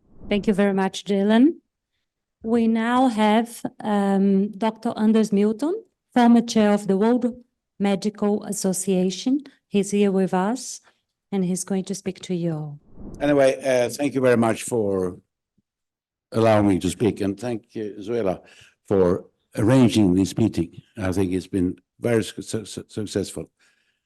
I'll give you, I'll show you some slides, but I'll give you a short introduction first.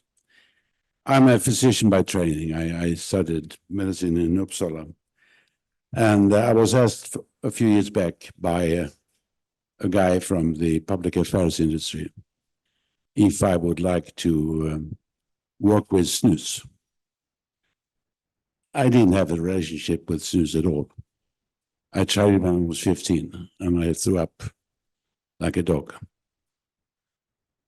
So I said, well, there are 2 things. First of all, I will choose the people I work with.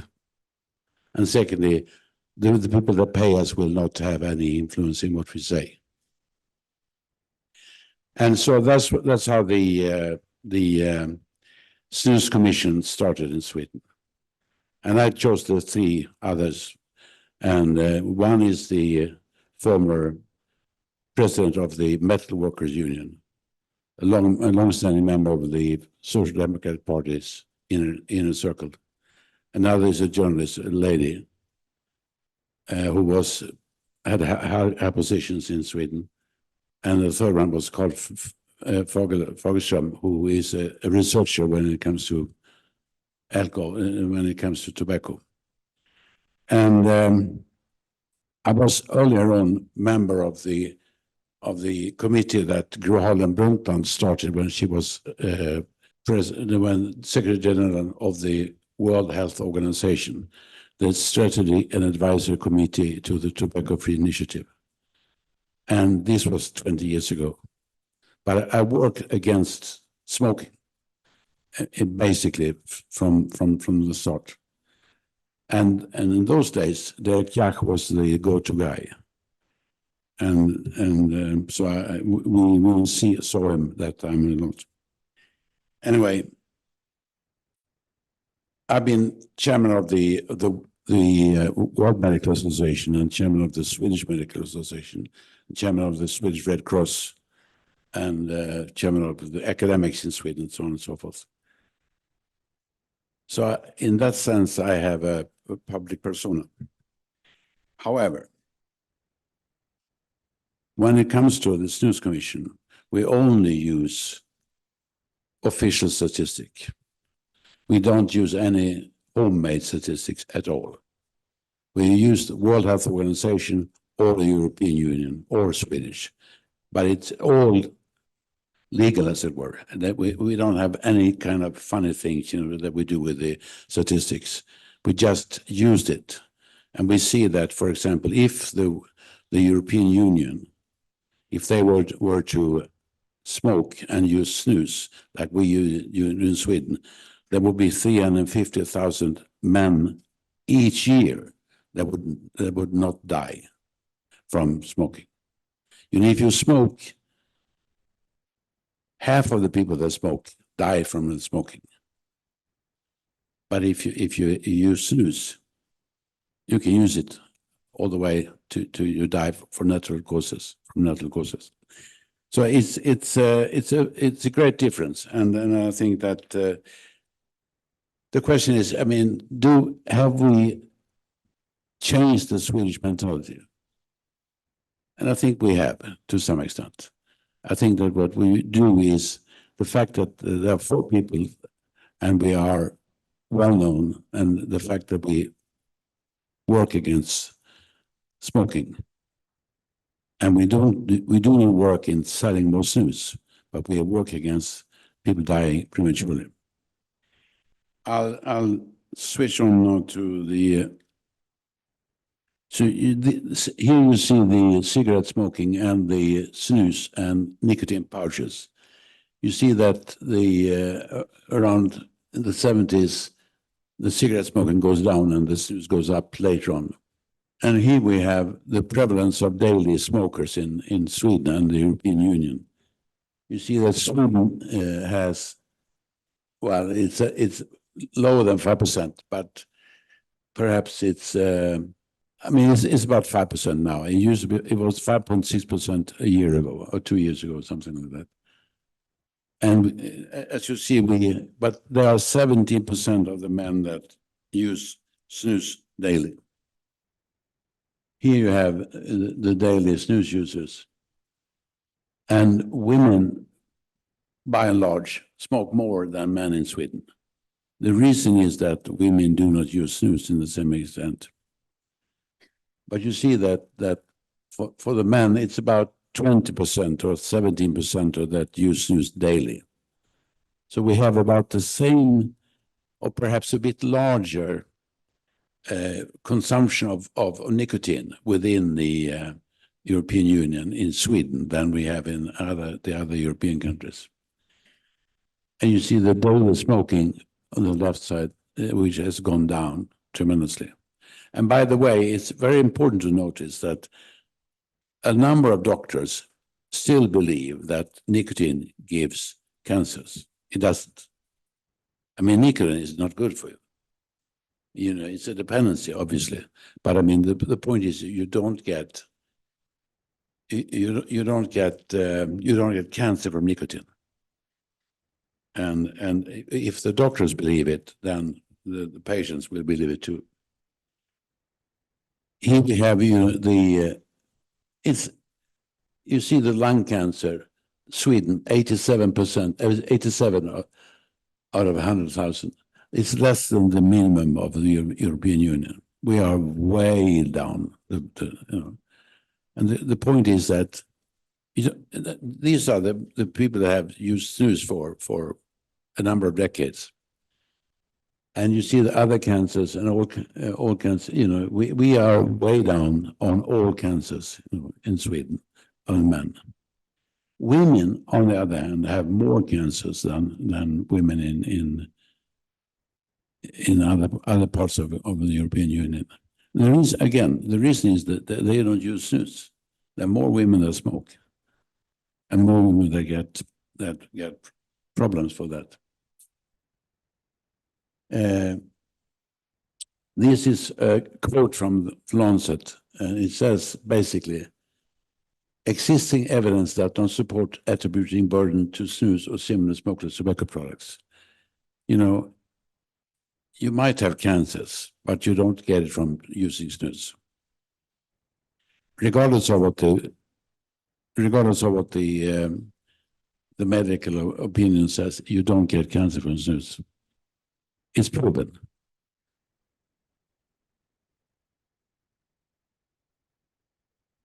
And here we have the relative risk for different products of nicotine.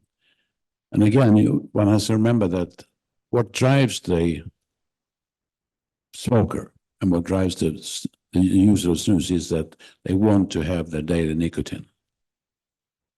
Again, it's a dependency. It's perhaps nothing that we would care to transplant in our families, but if they're going to use nicotine, you can use snus or something else that carries much less risk than others. You see that here that snus is less harmful than most other things.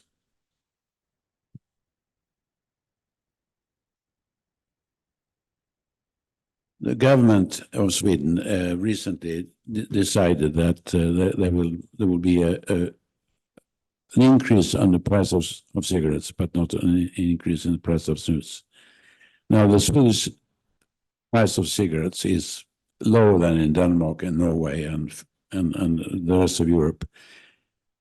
It's not the price as such that makes a difference. It's the fact that people have alternatives, and they have understood. A lot of the people, I mean, we have 17% of something like that, of the men that smoke that use snus every day, and 5% that smoke. And we don't have sometimes the people that think different than we do, they think that there is a transport from cigarettes over snus to cigarettes. It's not, then it wouldn't be, cigarettes wouldn't go down and snus would go up. It would have a change, but it doesn't happen. So with all the reasons, I think that try to find something which gives you nicotine, but it doesn't give you cancers. I think that's the end of the message here. And again, I want to thank you for Zella for doing this for us. Thank you very much. Thank you very much, Dr. Anders. Please welcome Dr. Erica Magalhães Suzigan, coordinator of the medicine course of the University of Santa Mauro, former director of the Faculty of Medicine at the University of Oeste Paulista, UNOeste, and supervisor of the adults neuropsychiatry outpatient clinic at the Santa Casa of Misericórdia, São Paulo. Physiatry. Thank you so much.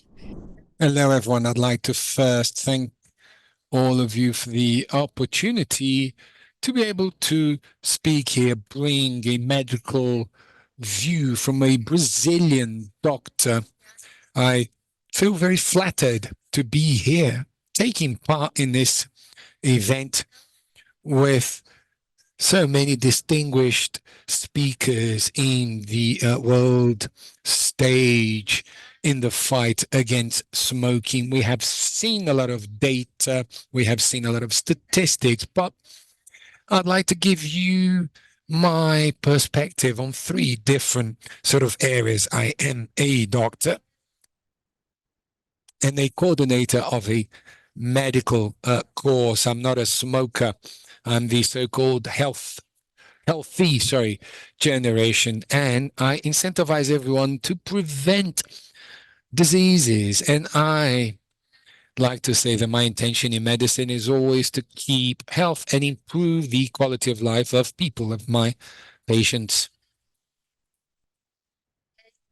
So I'm going to bring to you my first perspective as the coordinator of the medicine course. I have held this position in 2 institutions, and it was in the first institution where I worked in Prudenti, the name of the town. This is when I was introduced to the world of vaping.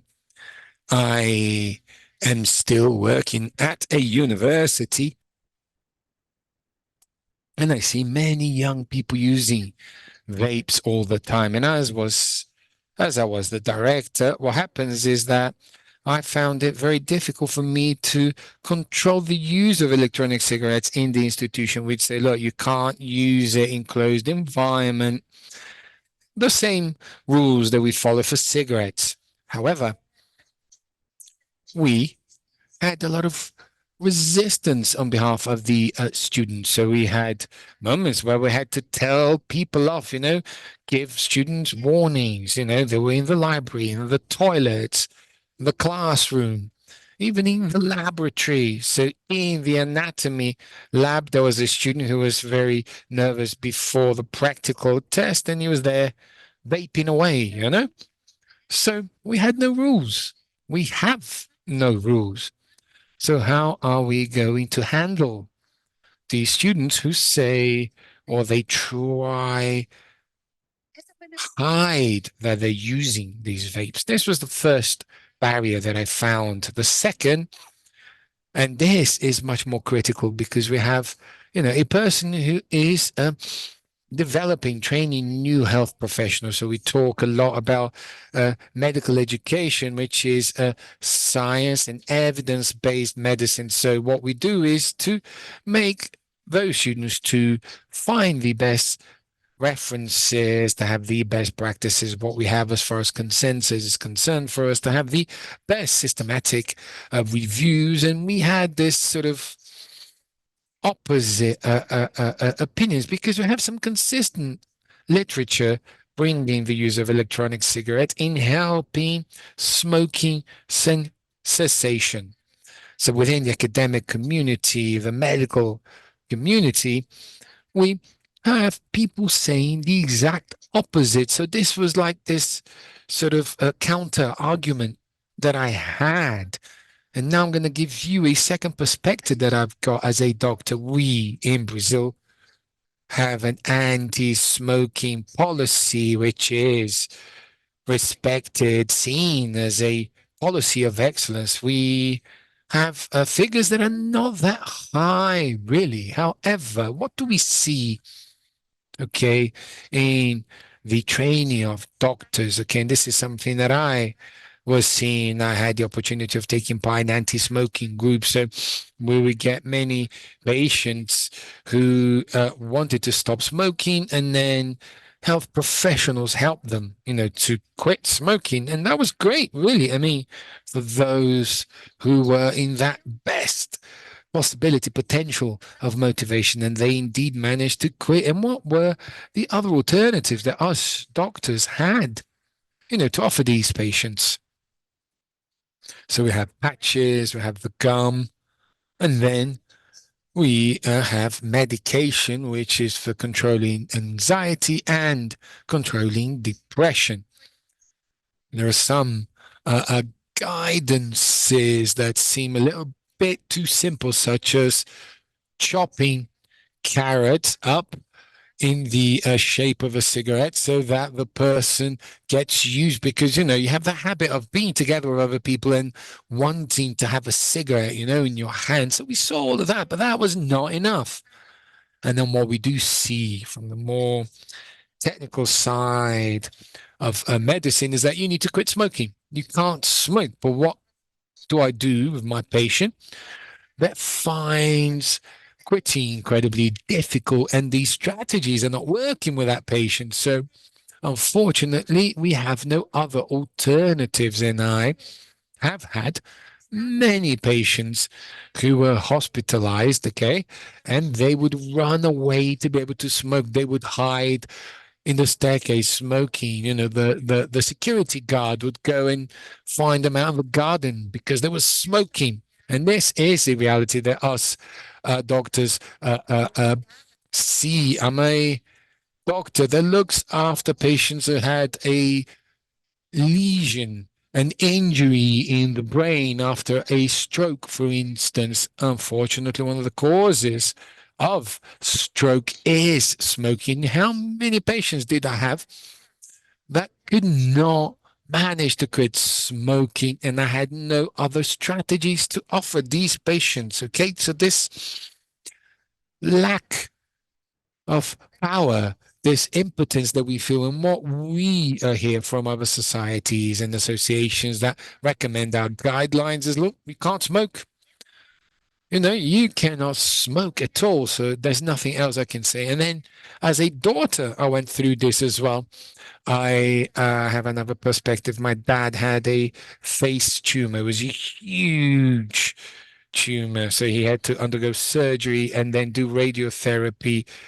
He had a big tobacco load. He smoked for almost 50 years, 2 packets of cigarettes every day. The last cigarette that my dad lit was at the door going into the hospital when I was admitting him to be operated on that tumor. And the post-op was a moment of despair for him. He could not, use the support of the cigarette. He was addicted. He used medication, gums, patches.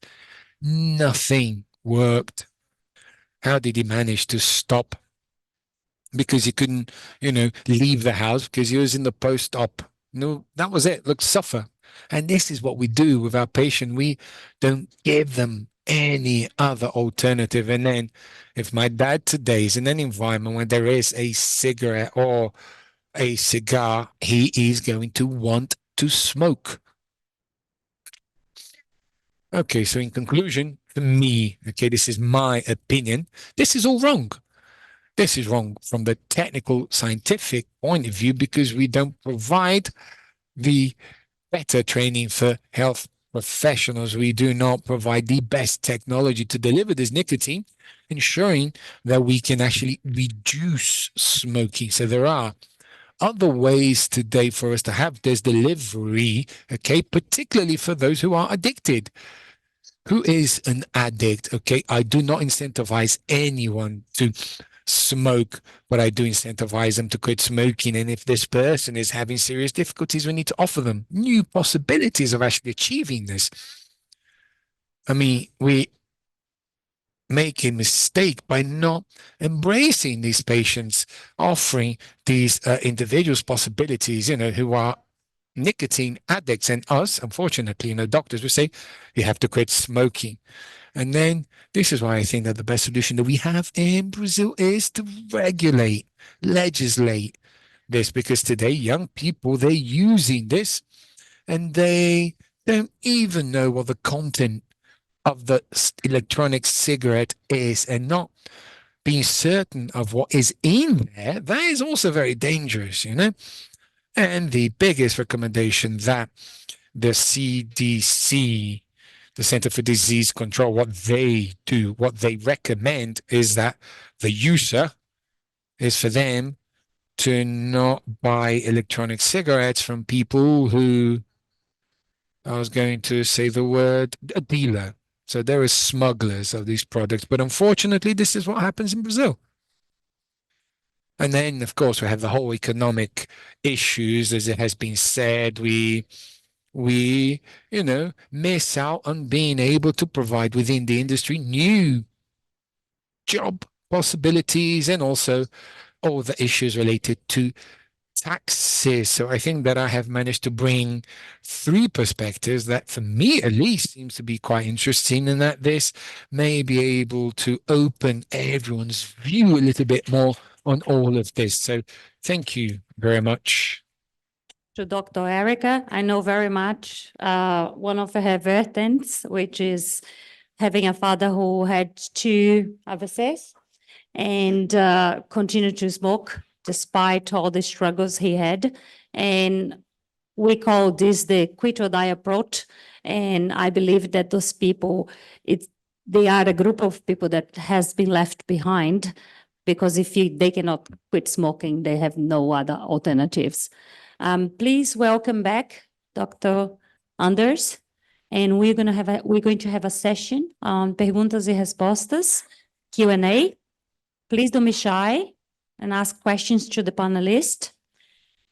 We also have present the previous panelists, and then so if you have questions for them, Federico is also here, Miguel Okamura is also here, Alexandro is back. So if you have questions for them, you can also ask the questions, and then we're going to give the microphone to you.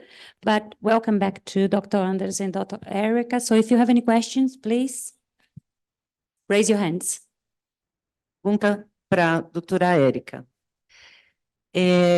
Seria possível pensar num programa ou num projeto de educação para redução de danos já dentro da escola médica para os futuros médicos? Uma ótima pergunta. A gente sim precisa falar mais sobre redução de danos, porque isso é um grande mito na comunidade médica. Não acho que é só por falta de informação, mas também tem várias questões que são políticas. A melhor, acho que é o momento mais emblemático que aconteceu foi o episódio em Santos, no qual a política de redução de danos que tinha sido implementada na época, que era para diminuir as infecções pelo HIV, era com a distribuição de seringas para os usuários de drogas que são injetáveis. Infelizmente, foi muito mal vista, tanto é que o secretário de saúde da época e o prefeito chegaram a ser presos, porque diziam que estavam... They were arrested because people said that they were incentivizing the use of illegal intravenous drugs. Harm reduction is not this. In medicine, we need to understand that when we teach students, the future professionals, to incentivize patients to have a better diet, not eat that much sugar, don't use alcohol. We are working with harm reduction, but unfortunately, we don't use these words, harm reduction. So we do need to break these barriers down, because harm reduction should be incentivized, even if it is through illegal activities. But this could be a public measure for us to control many different diseases. I think that's all. I didn't understand all, to tell the truth. But a lot of doctors do not understand that nicotine doesn't give you cancer. I think it's important to remember that. You smoke for the nicotine, but you die from the tar, as the professor in England used to say. It's like that. And again, you don't get cancer from nicotine. It's very important to realize that, because again, most doctors do not understand that. Thank you very much. It's on? It's on? Yes. Okay. Just realized that when you spoke in Portuguese, he cannot actually understand, but she was speaking about the situation on the harm reduction and all that is available out there in relation of daily lives, what we can do. There is also harm reduction, so we can apply harm reduction in other parts of our life, but not necessarily on tobacco, which is not accepted, but she also spoke But you about know, the you- situation with HIV that when it was introduced and all the discrimination that people faced by implementing those programs. We have accepted harm reduction in basically all other walks of life. When it comes to sexual and reproductive health, we tell the children not to have sexual intercourse prior to 15 or 16, something like that.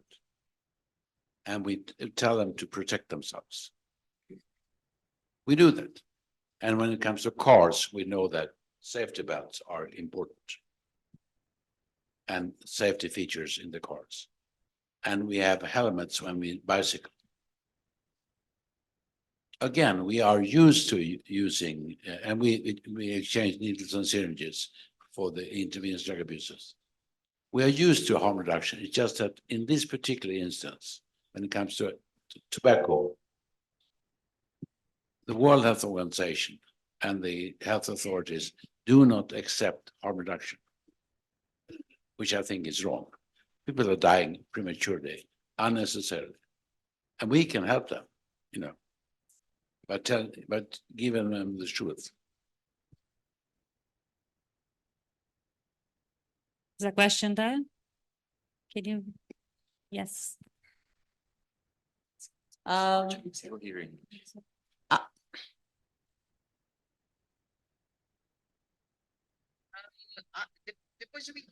Okay, after an international meeting of such a paramount subject such as this, what do you, who maybe lead alone or maybe you're meeting now, so what kind of follow-up activity are you going to engage in? So what is the result of this meeting today? Because I think this is a global health problem, and for Brazil specifically speaking, when there's non-legislation, no regulation of other alternatives in order for us to be able to quit like Sweden, as it were.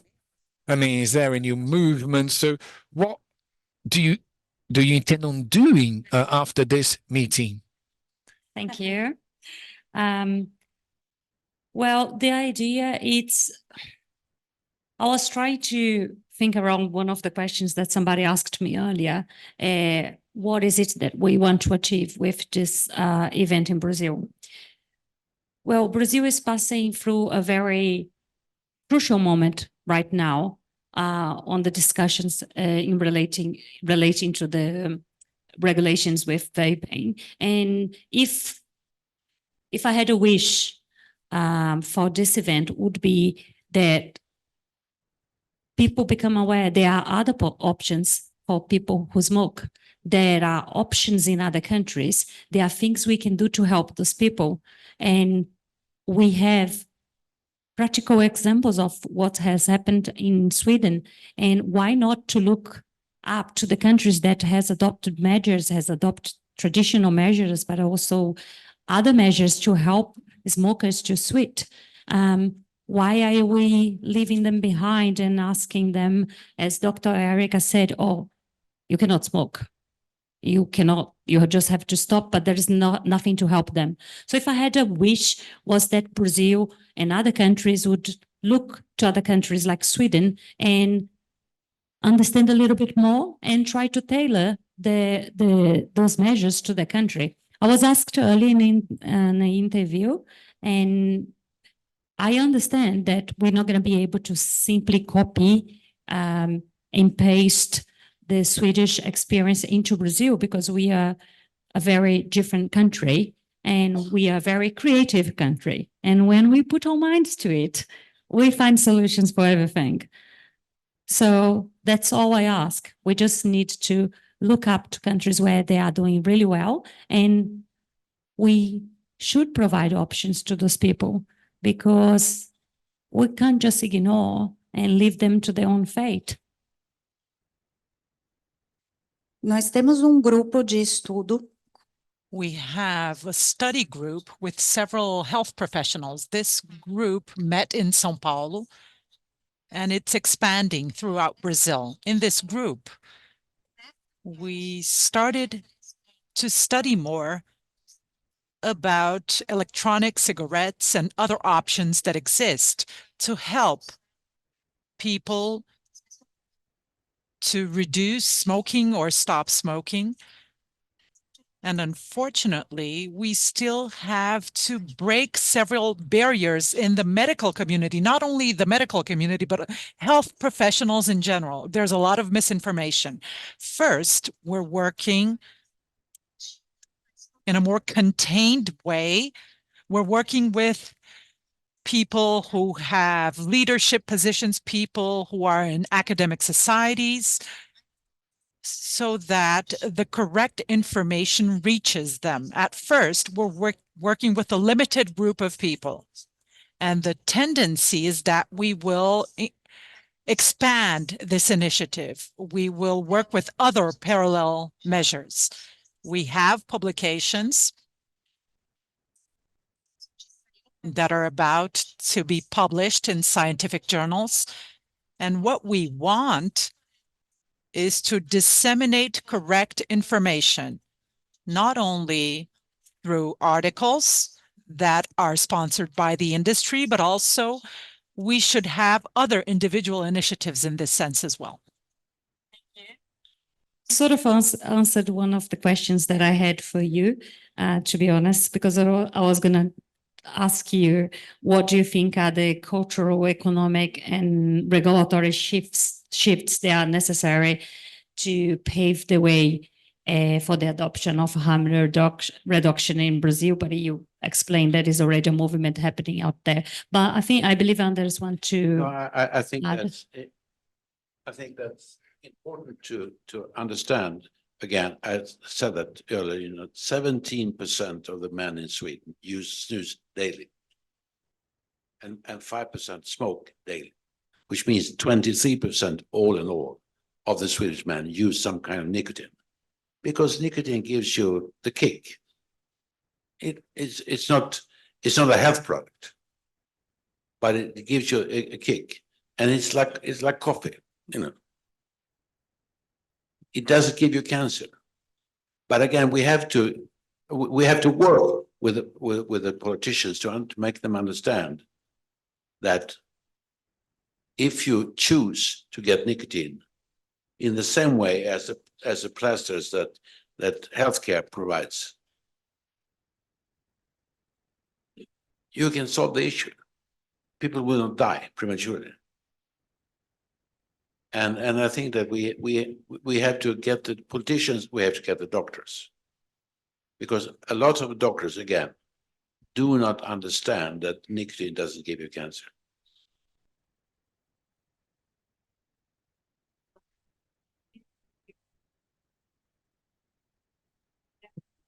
I'm just gonna ask the question again to Erica, just to make sure if she has any other points to add, although she already sort of answered my questions in relation to what cultural, economic, or regulatory shifts are necessary to pave the way for the adoption of harm reduction strategies in Brazil.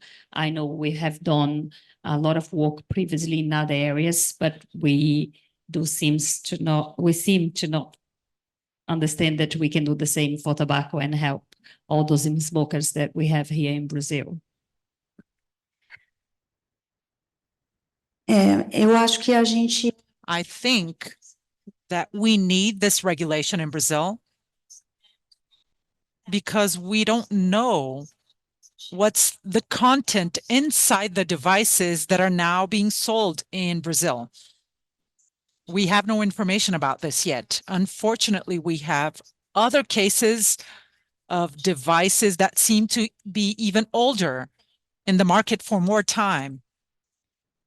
And their content, the way that these devices have been built, they have caused some damage. I received information from a person who is hospitalized because of a wound. It's like a wound caused by a firearm. The device exploded and the person was wounded. Once we have a regulation for this, we will standardize the devices in the market, and we will no longer have devices that pose risks to people's health. That's what happened in the Evali episode. This generates concern because this may cause several respiratory syndromes, serious respiratory syndromes for the users and the patients. And we don't know what is being inhaled. We don't know the damage this may cause. I think that's the main thing, at least for me as a doctor. I have a concern about this from the public health perspective. But once we have regulated this matter, we will have official data about it. And this is something we don't have yet. I sometimes want to speak Portuguese, sometimes English. Especially there's nothing we can do when something is forbidden. If there is issues with educating the public, there is nothing you can do because you can't educate the public because it's forbidden. Can you check standards of the products? No, because they are illegal, so you can't check. So they are very important points because these are not just, as I said on my speech, statistics. These are people. They are people that we love and we're people that we worry about on a daily basis. So we just know impacting the lives of the smokers. Everybody else that surrounds them are impacted.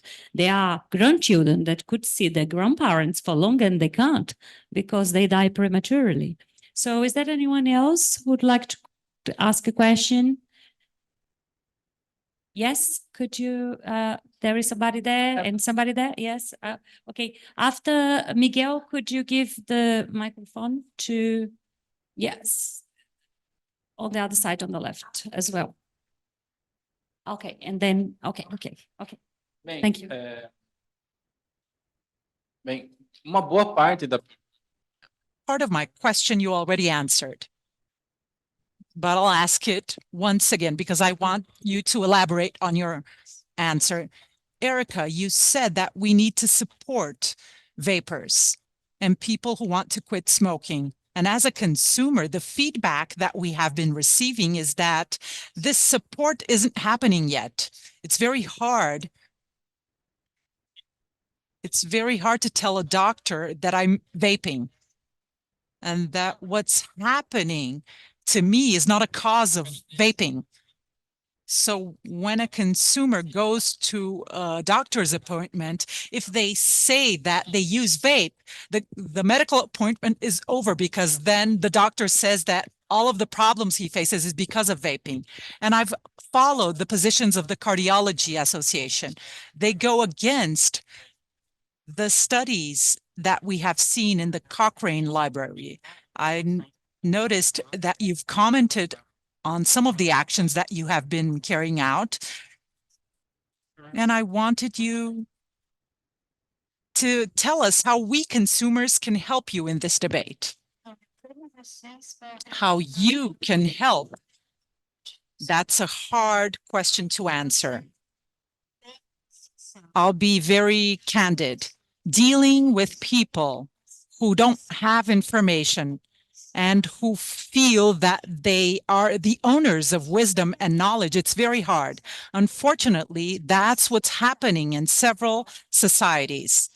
The posture that the cardiologists have, the lung specialists have, it's very hard to deal with because what they say is that you can't use these products. Smoking is simply prohibited. You shouldn't do it at all. And what I say with regards to support to these patients and consumers is that we have to put ourselves on the other person's shoes. What would you tell me if I want to quit smoking? Because in your case, the use of vape made you stop using cigarettes. And this is not seen and considered by the medical associations.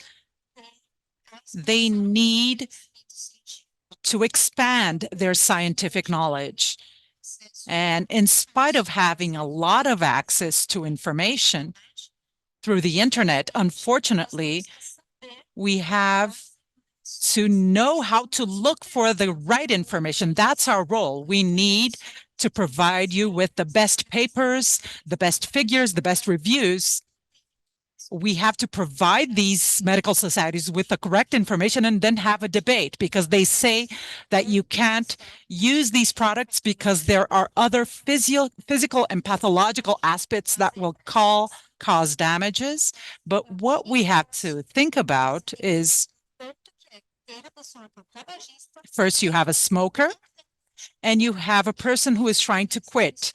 What do I do with these people? That's why we're trying to better train doctors to support the patients. We're talking a lot about empathy in the medical schools because physicians consider themselves as the owners of knowledge, scientific knowledge. But when a patient comes into their office and brings new data about these products, several doctors don't know how to have a debate about this. And we need to learn how to debate this, because there will be several people who are patients and who will bring coherent, correct information to discuss with the doctor. And our role is to be humble enough to consider their arguments. That's what we're trying to teach new doctors. And this is something that we have been discussing a lot in medicine. The speed of information is enormous, so we need to know how to have these counter arguments for the patient. So we have this struggle, this fight taking place, and we're trying to provide the best publications and have counter argumentation to challenge these medical societies that are still too blind to see the data that we're providing. So I'm just going to ask so we can summarize, so everybody can go for lunch. I'm sure everyone is very hungry. So I know we have a question over there, and then we have a question over there, and then another question over there. So please. Minha pergunta seria bem rápida. My question is very quick. I'd like to know your opinion and Alexandre's opinion about the misinformation that we have. We as consumers, we receive a lot of information saying that e-cigarettes cause diseases. And I wanted to know your opinion about this misinformation. And how can the consumers have more information about this? Alexandre, so he can answer your question. Vamos lá. E-Valley is an interesting case. It's a very sad case, but it's very interesting. We have to remember that the United States has a different culture. They have different regulations in place. And there's even cannabis. We can't talk about E-Valley without talking about cannabis. So there's no federal law about consumption in Brazil. The legislation in place in the US is state legislation. So each state has their own laws. So in a state, you can have a competition between different products, or in other states, you can have a total prohibition, and you have $1 billion market, a regulated market in some states. And in these cases, you have technological innovation. When the cannabis industry took a look at the e-cigarettes, in 2003, they were developed. In 2007, they were marketed in the United States. And they noticed this heats a substance. If we create a cartridge that fits into this product that people already have, and if they can consume cannabis through this product, then it would be great. And that's what happened.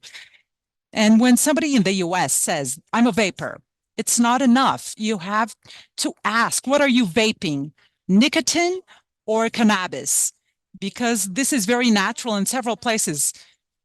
Several places, they're consuming cannabis through specific cartridges. And this is also harm reduction, because you're not consuming a cigarette, you're vaping. The market exists for several years. Nobody was getting sick. Nobody was being hospitalized. And in 2019, in the half of 2019, several people started to be hospitalized. They were saying that they had chest pain, lung pain, and at the end of the day, out of the 2,500 people who were hospitalized, more than 60 of them died. And everything is confirmed in the CDC website. They have the chronology and the timeline of everything that happened. The person reached the hospital, they would ask, what are you feeling? I have shortness of breath. I have chest pain. Oh, what did you inhale? I inhaled e-cigarette. And THC was prohibited in several states, but they were buying it online. And several people admitted that they were inhaling THC. 86% of the people who got sick admitted it. And Dr. Scott Abbott, he was interviewed by a newspaper, and he said that there are two people who have EVALI. There are people who used the cartridges, and there are people who lie about it. And they discovered that all of the cases that were found had vitamin E acetate. It causes damage. And this type of thing should not be inhaled anywhere in the world. Once they identified the substance, they discovered that it was falsified THC cartridges that were being used. The criminals who are selling these products, they don't want to kill anybody. They already committed a crime. But criminals don't know, they don't have knowledge about this. It's another serious problem where we have lack of regulation, lack of information, where we have an illegal market taking advantage of this type of product, and they used a very bad product. They were arrested, the cartridges were removed from the market, and EVALI ended in January of 2020. The last case was registered then. And now, in the United States, they're still selling THC cartridges that don't have this harmful product anymore, because even the criminals learned with this problem. And there they have regulated this billion-dollar industry, and these falsified cartridges then continue to exist, but they removed the harmful products from them. And EVALI, or vaping use associated lung injury, that's the EVALI. It's associated to the e-cigarette because vaping in the United States can be based on nicotine or cannabis. In Brazil, we don't have that. When we talk about vaping in Brazil, it involves nicotine. We have the THC cartridges, but it's very small in our market. So we don't have the same culture of consuming THC cartridges there. But when we talk about the United States, it's half and half, because this is a very disseminated product in the United States. Explanation. I believe there is a question that was waiting. Yes, but there is somebody being waiting patiently there. So there'll be the last question, because we have lunch and then we have speakers from abroad that needs to connect online, and they have limited time slots. So thank you very much. Can you please ask your question? Bom dia. Eu me chamo Marcelo, sou cardiologista. Good morning. My name is Marcelo. I'm a cardiologist here in Brasilia, and I also coordinate a residency program here in Brasilia, and I'm also the coordinator of cardiology of the Brazilian Clinical Medical Association. So scientific production is very much interesting for us. And my question is, I understand that we haven't got enough Brazilian scientific production in favor of these other strategies for smoking cessation.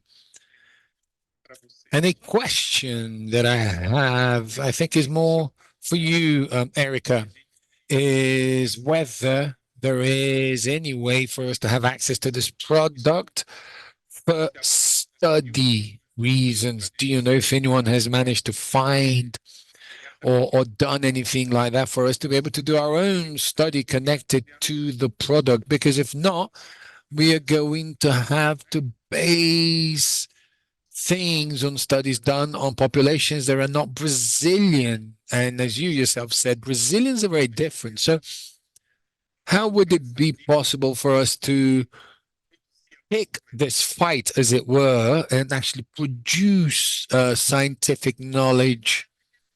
Yeah, I'm just going to add to this. I think that, you know, because this is not regulated, we cannot run studies with electronic cigarettes. However, we also have some other studies, for instance, with cocaine, for example, which is also illegal. So there is a possibility of managing to get these study strategies to improve the methodologies and bring this to us. Yes, but at the moment, we haven't really managed to do so.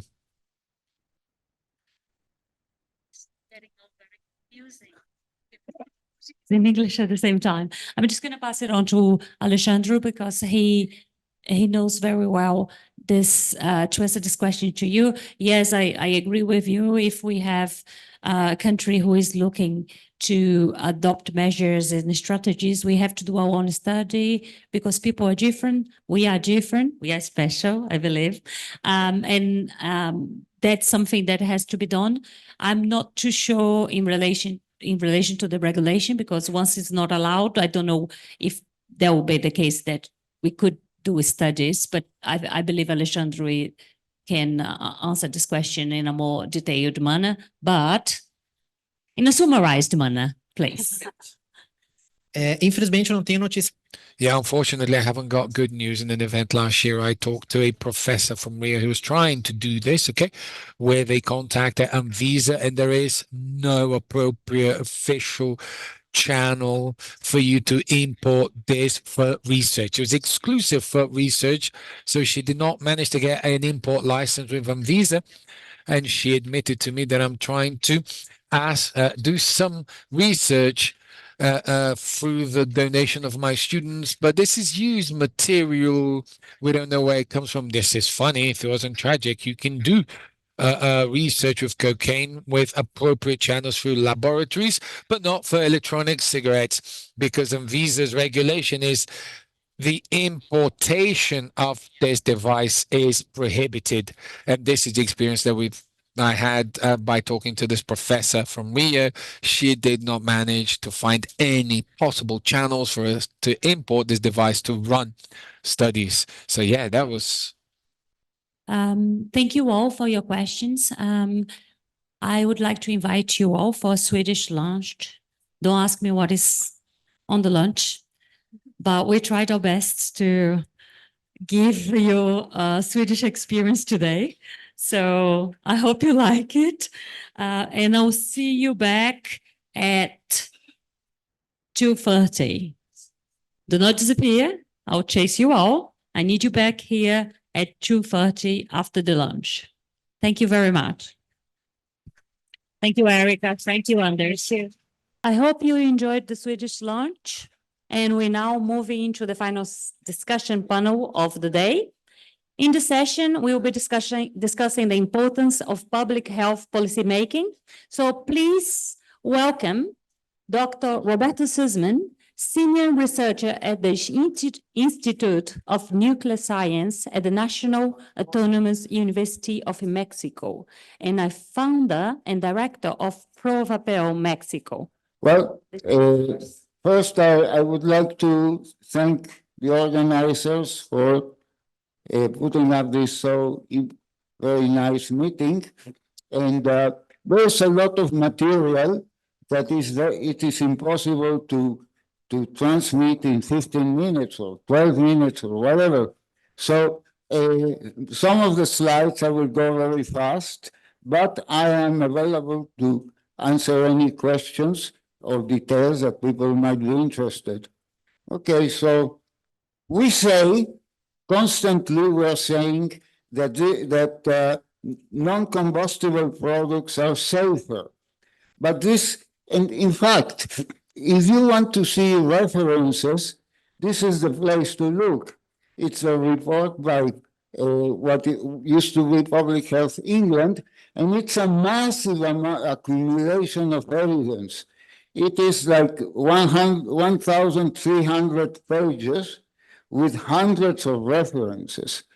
But many times this is not even cited. So we have this type of messaging from the WHO that the aerosols that are generated by these products contain toxic products, and they can, it's associated with cancer, etc. But very seldom this messaging does not offer references, or if they offer references, they are very selective, because unfortunately, the science around tobacco and nicotine is really sick.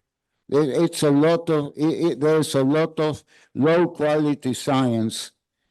It is political, and I'm not a politician, so I'm not going to talk about the politics. I'm really trying to see the scientific basis of these statements. So we have this type of announcement in the US, and it is produced by main institutions of the US, the CDC, the FDA, financed by the NIH, etc. And see, if you look at this, you say, oh, this is like a amenaza de Andromeda, It is really some destructive, horrible product. But we need to check this evidence. Okay, if this is true, if the aerosol is loaded with formaldehyde, which is a carcinogen, and metals, so let's see the literature, the scientific literature in which this is based, because it is not sufficient to say, oh, toxic, toxic, toxic. I would like to see the evidence of this toxicity in a rigorous way because of the importance of this issue. So, to evaluate, and here I'm going to quote myself, to evaluate the evidence of toxicity in e-cigarette aerosol, I, together with a team from France and Italy, we published 2 extensive reviews of the literature. Because if there is somebody that says that the aerosol is toxic, that someone has to be based on some studies, on some analysis of the aerosols, right? So we reviewed 48 studies published since 2018, 12 on metals, and 36 on toxic organic byproducts. We revised them. Say there is toxicity. Well, let's do a very deep revision of this, right? So here we go, and these are the published articles. We have 2 more, one more on heated tobacco products, and 2 more also reviewing electronic cigarette aerosols. We have reviewed so far 147 studies. And I would like to report our results. Our results is like, of these 48, 24 reported high toxicity content, right? And 16 reported low toxicity content. Here, low and high is related to toxicological markers. Of course, when the studies report low toxicity content, it is much lower than cigarettes, because to compare with cigarettes is overkill, right? Now, this is what we found. 14 of these studies are unreliable because they failed minimal tests of experimental consistency. What are these tests? The experiment has to be reproducible. the devices that are tested have to be tested under the physical limitations, right? And 14 of them failed all the 4 tests. So these studies are completely unreliable. Now, 18 of them are questionable because they report high toxicity, but they did not comply with the experimental tests. So you don't throw them to the rubbish bin like the other ones, but they are questionable. And on the other hand, what we saw is that all 16 studies that reported low toxic content are complied with all the experimental tests. I have no time to describe in detail why, but I'm happy to tell you about the details. This is work of 1 year. 1 year because we really looked deeply into the studies, into the experimental. Okay, so this revision is in complete agreement with the document I showed in the first slide, right? It's in complete agreement. So essentially, this revision strengthens the fact that aerosols from electronic nicotine delivery systems are much safer than smoke. I mean, if anybody has any doubt on the scientific basis of this statement, this is completely, somebody claiming that these are harmful like cigarettes, that person is really saying that 2 plus 2 is 5. This is not a question of opinions. It is a question of looking at the evidence, right? So this is disinformation. Point, nothing more to say. It's disinformation. Now, why this is spread so much? It's political. It's not scientific. It is a political issue. Conclusions here was just what I said. And those denying this are really motivated by politics or ideology. Okay, so this thing is by the Stanford Medical, the University of Stanford is very prestigious. I'm a physicist and I work in cosmology. And if you tell me Stanford, say, oh, Stanford, #1 among the best, but not in nicotine and tobacco science. Nicotine and tobacco science, Stanford is spreading disinformation. I'm sorry, Stanford, but you are spreading misinformation. Okay, let's go quickly about Sweden, because see, here you can see how in Sweden, most of the consumption of nicotine is by snus, right? Now, especially with Swedish men, this has been already mentioned before, but so I'm going to go a bit fast in these slides. Here you can see that Sweden is it's a major consumption of nicotine, but most of it is in the red stripe is non-smoked, it's oral. You can see this in these transparencies.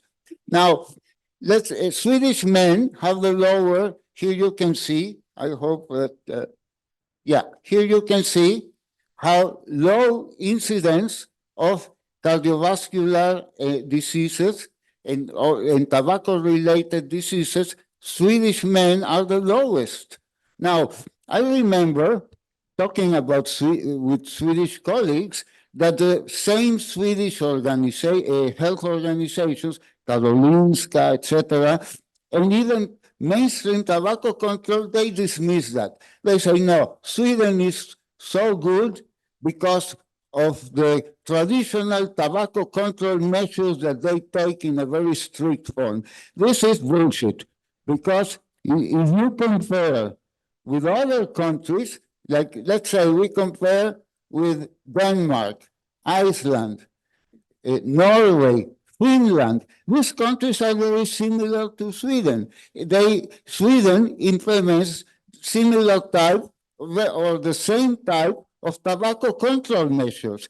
So how come Sweden has such a low rate of these diseases? And this is mostly men, because Swedish women are comparable to other countries. So this is a proof of concept. This is a proof of concept that it is not the traditional tobacco control measures. It is the fact that snus has cannibalized smoking. And we can see it here. This is a proof of concept. There's no opinion or tobacco industry strategy or all these things that are thrown at us. This is a proof of concept that this is wrong, that the diminution, the decrease of the fact that Swedish men are the population less exposed is because of snus, period.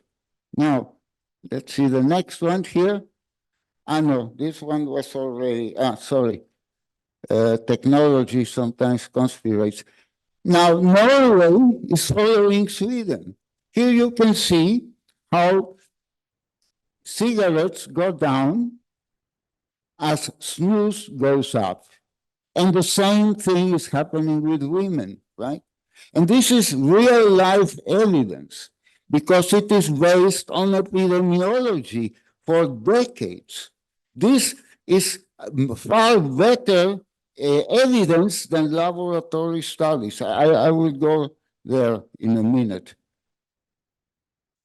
See, this, well, vaping, so far I've spoken about snus, but vaping is producing a similar effect because why Swedish men have such lower incidence of the tobacco-related diseases? Because tobacco is consumed orally, right? But vaping is another tool. And here we can see the effect of decreasing of smoking prevalence. The decrease of smoking prevalence in New Zealand. New Zealand is almost catching up with Sweden in becoming a smoke-free country. But in New Zealand, it is not snus, it is vaping, right? So, and it is too soon, because it's only a question of 10 years, it is too soon. In Sweden, there is 30 years of epidemiology. So you can, the data is stronger, but we see the same tendency here.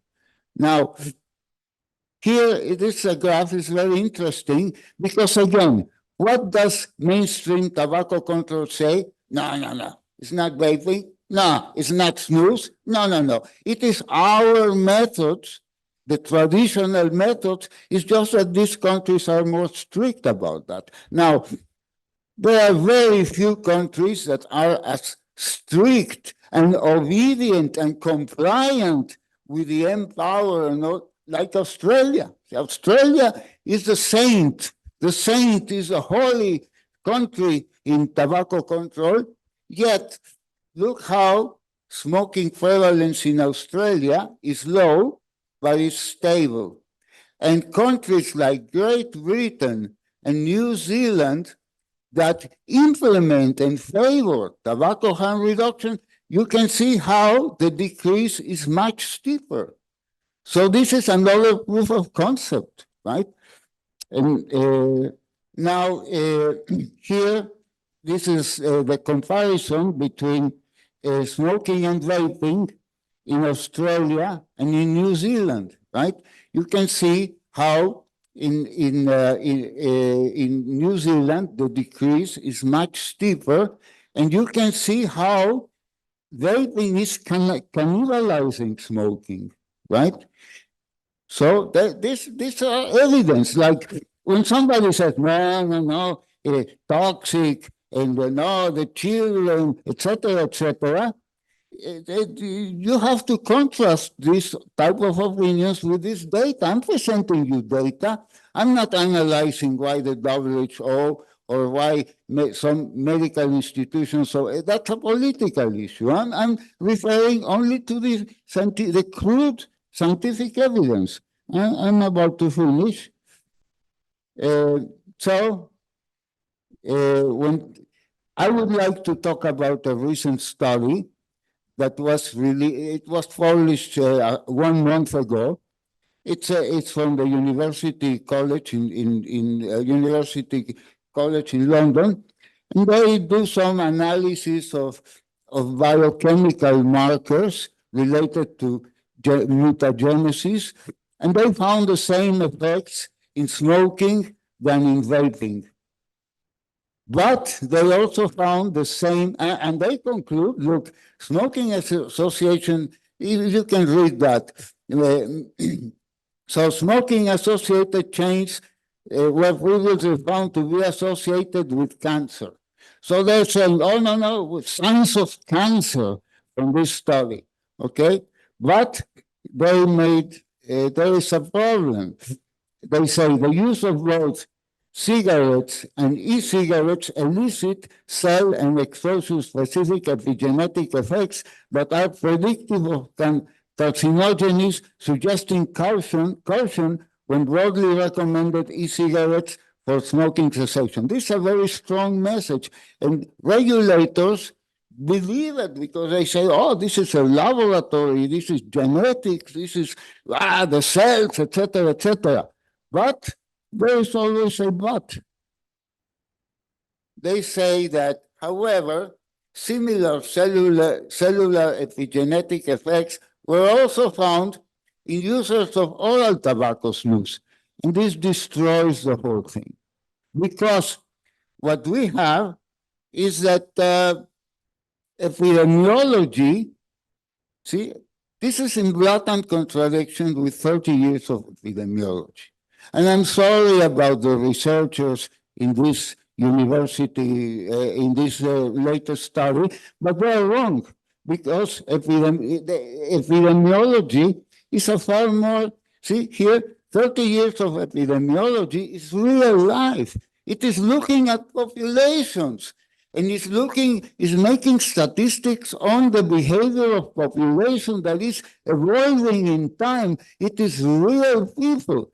And what these people studied was an idealized laboratory study, only with one group of markers. So I would like to finish my talk just by saying that this is questionable. I'm not saying the experiment, this work is rubbish. It is not. It is technically correct, etc.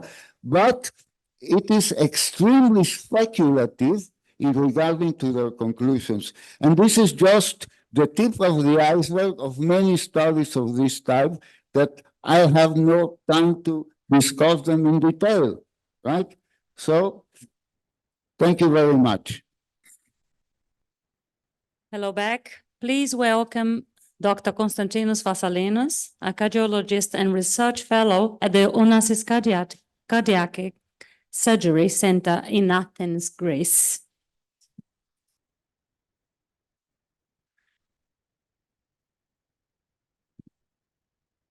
Hello, everyone. Thank you very much for the invitation, and I want to congratulate Shirley for organizing this very important meeting in Brazil. It's my second visit to Brazil.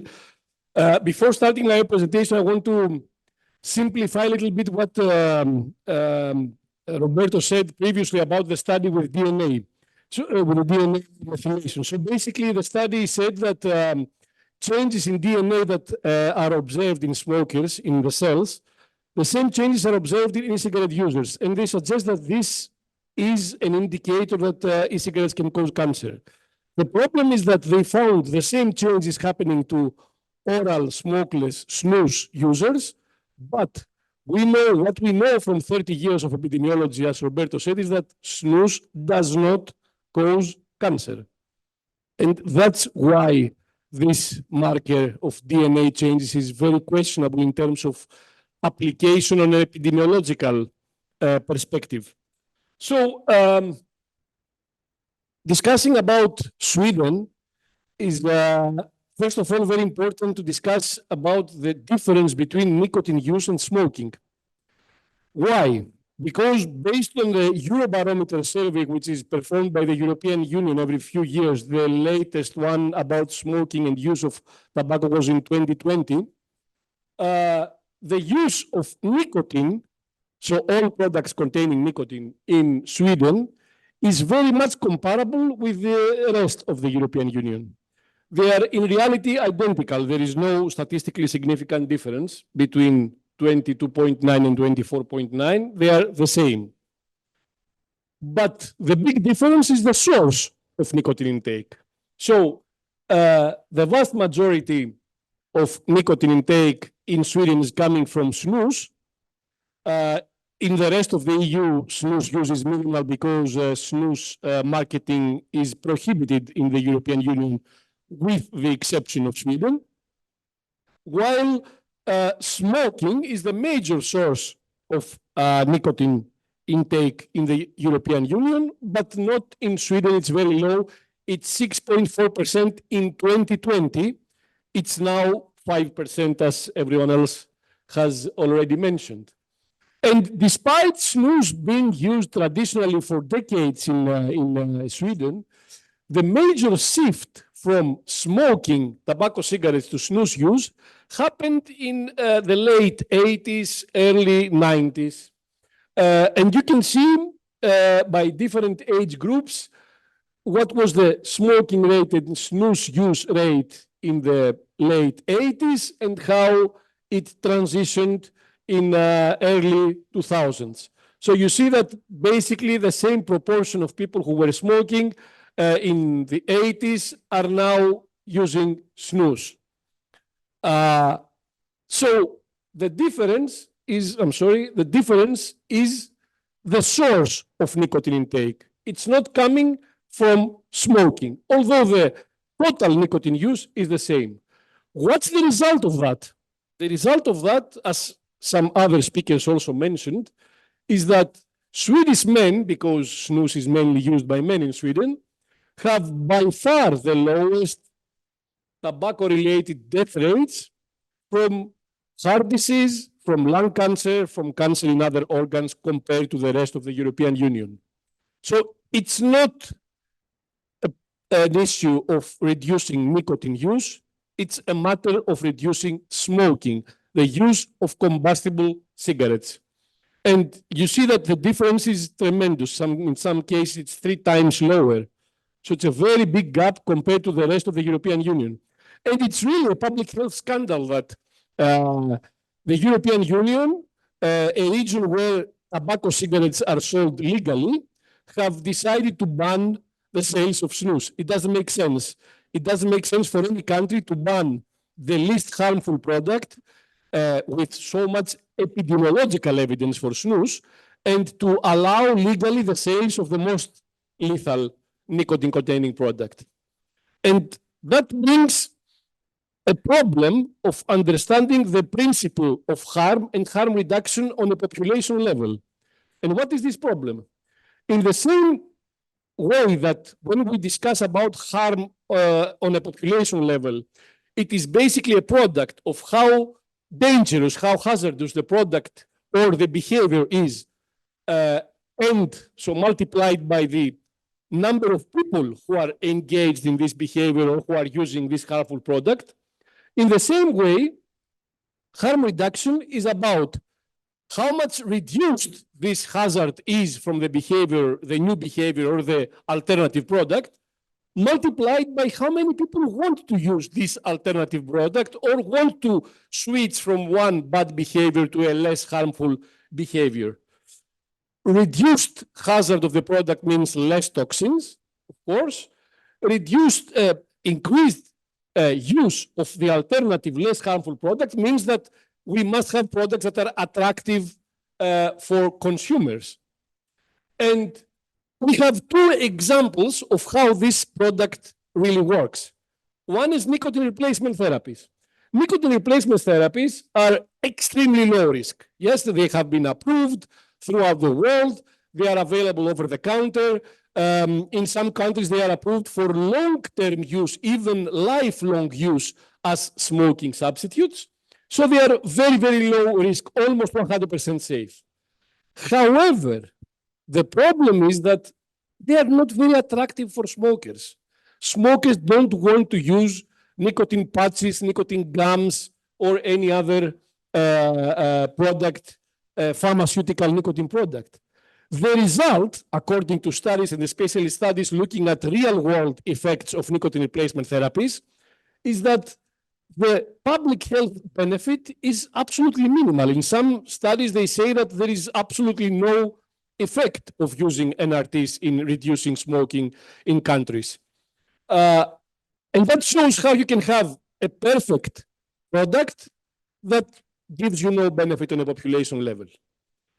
The other example, the other extreme is snus, which is, of course, and we have long-term epidemiological evidence that it is, we know it's very low risk, but not at the same level of risk as NRTs. It's a bit more.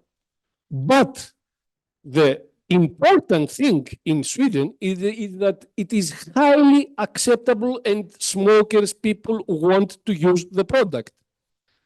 And this is the key issue that determined the significant public health benefit of snus in Sweden. So many times regulators or even scientists dream about the perfect zero-risk product that is going to eliminate smoking. But that's not how you can eliminate smoking. You can have a perfect product that no one wants to use, and that's going to be a perfect product which is completely useless on a population level. You can do some compromises, which is very realistic to do compromises, because you probably think you're living in an idealistic world if you think that you can eliminate all risk. You can be more pragmatic. You can accept a very low risk but not perfectly safe product. And as long as you ensure acceptability and use by the targeted population, that is smokers, you will have a very strong positive public health effect. So the public health benefit is coming from effective smoking cessation. In this case, through substitution. So you're using an alternative source of nicotine to substitute for smoking the lethal, deadly tobacco cigarettes. And this does not apply only to snus. It applies to all other harm reduction products. And for the smoking cessation efficacy of e-cigarettes, I'm going to give some examples. Here are two studies that we published in 2019. One on the left is analyzing the Eurobarometer survey, the 2017 Eurobarometer survey, which is performed by the European Commission, where we found that in the EU, daily e-cigarette use increased the odds of having quit smoking by 3 to 5 times compared to non-using e-cigarettes. Here on the right is a population study that we did in Greece in a population representative sample of 4,000, a bit more than 4,000 participants.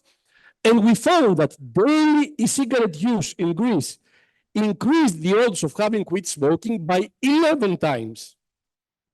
But even beyond this population cross-sectional surveys, we have data of the highest quality, which is randomized controlled trials. And in this landmark study, which compared electronic cigarettes with nicotine replacement therapies, the scientists found that e-cigarettes were twice more effective than NRTs in smoking cessation. So there is no doubt that these products help people quit. And that's why the Cochrane review, which is updated almost annually, evaluating the totality of evidence on the effects of electronic cigarettes in smoking cessation, their latest report, which was this year, in early January, concluded that there is high certainty evidence that e-cigarettes with nicotine increase quit rates compared to nicotine replacement therapies. So Sweden has taught us that the elimination of smoking can happen only when you include tobacco harm reduction as a smoking control strategy. So it is complementary to all other measures. It's not contradictory. Harm reduction is a tool that can be used for smoking control. Today, we have a large array of harm reduction products. It's not only snus, it's e-cigarettes, it's heated tobacco products, it's nicotine pouches, which is basically an NRT. And unfortunately, some countries are banning nicotine pouches. This is the safest nicotine product you can ever have. It is identical to nicotine replacement therapies. And countries are banning the safest nicotine product that can ever be made, and they are allowing the sales of cigarettes. It doesn't make sense. I will repeat that. So with this large variability of different harm reduction products, it is a unique opportunity today to help the majority of smokers who are unable or unwilling to quit with currently approved methods. And I have to remind you that throughout the world, we have a big problem with smoking cessation, with currently approved smoking cessation methods, because varenicline, which was the most effective smoking cessation medication, has been withdrawn from the market because of contamination with nitrosamines, and it's not available for the last 2 years. But, and I will finish with that, tobacco harm reduction is not just a policy, it's also a human right.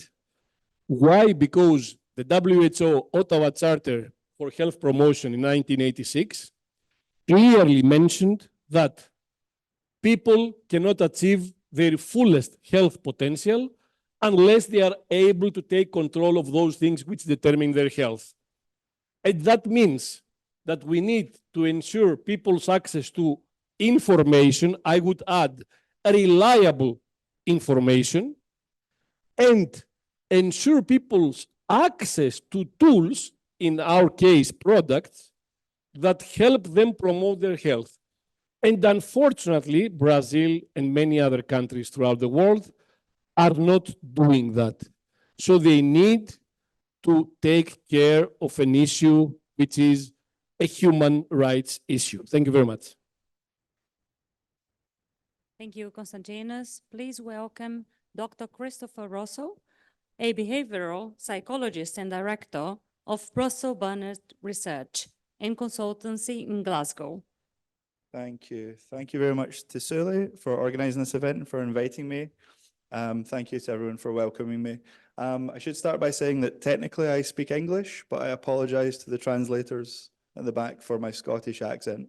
This is the best I can do. A central question that Anvisa and regulatory authorities globally are weighing at the moment is whether a regulatory framework that allows adult smokers access to e-cigarettes and vaping products would represent a threat to any progress that has been made in helping adult smokers in that country already, or whether such a change in regulatory status would give more adult smokers tools needed to accelerate declines in adult smoking rates.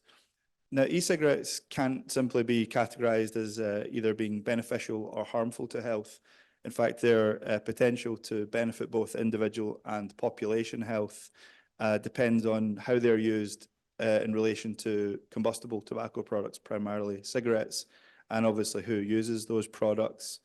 The primary potential health benefit of e-cigarettes, and as many people have said so far, the reason for their invention and their continuous innovation, where such innovation is allowed, is to help adults to quit smoking at the soonest opportunity, or at least to help them to substantially reduce their consumption of cigarettes while continuing to use e-cigarettes as a partial replacement.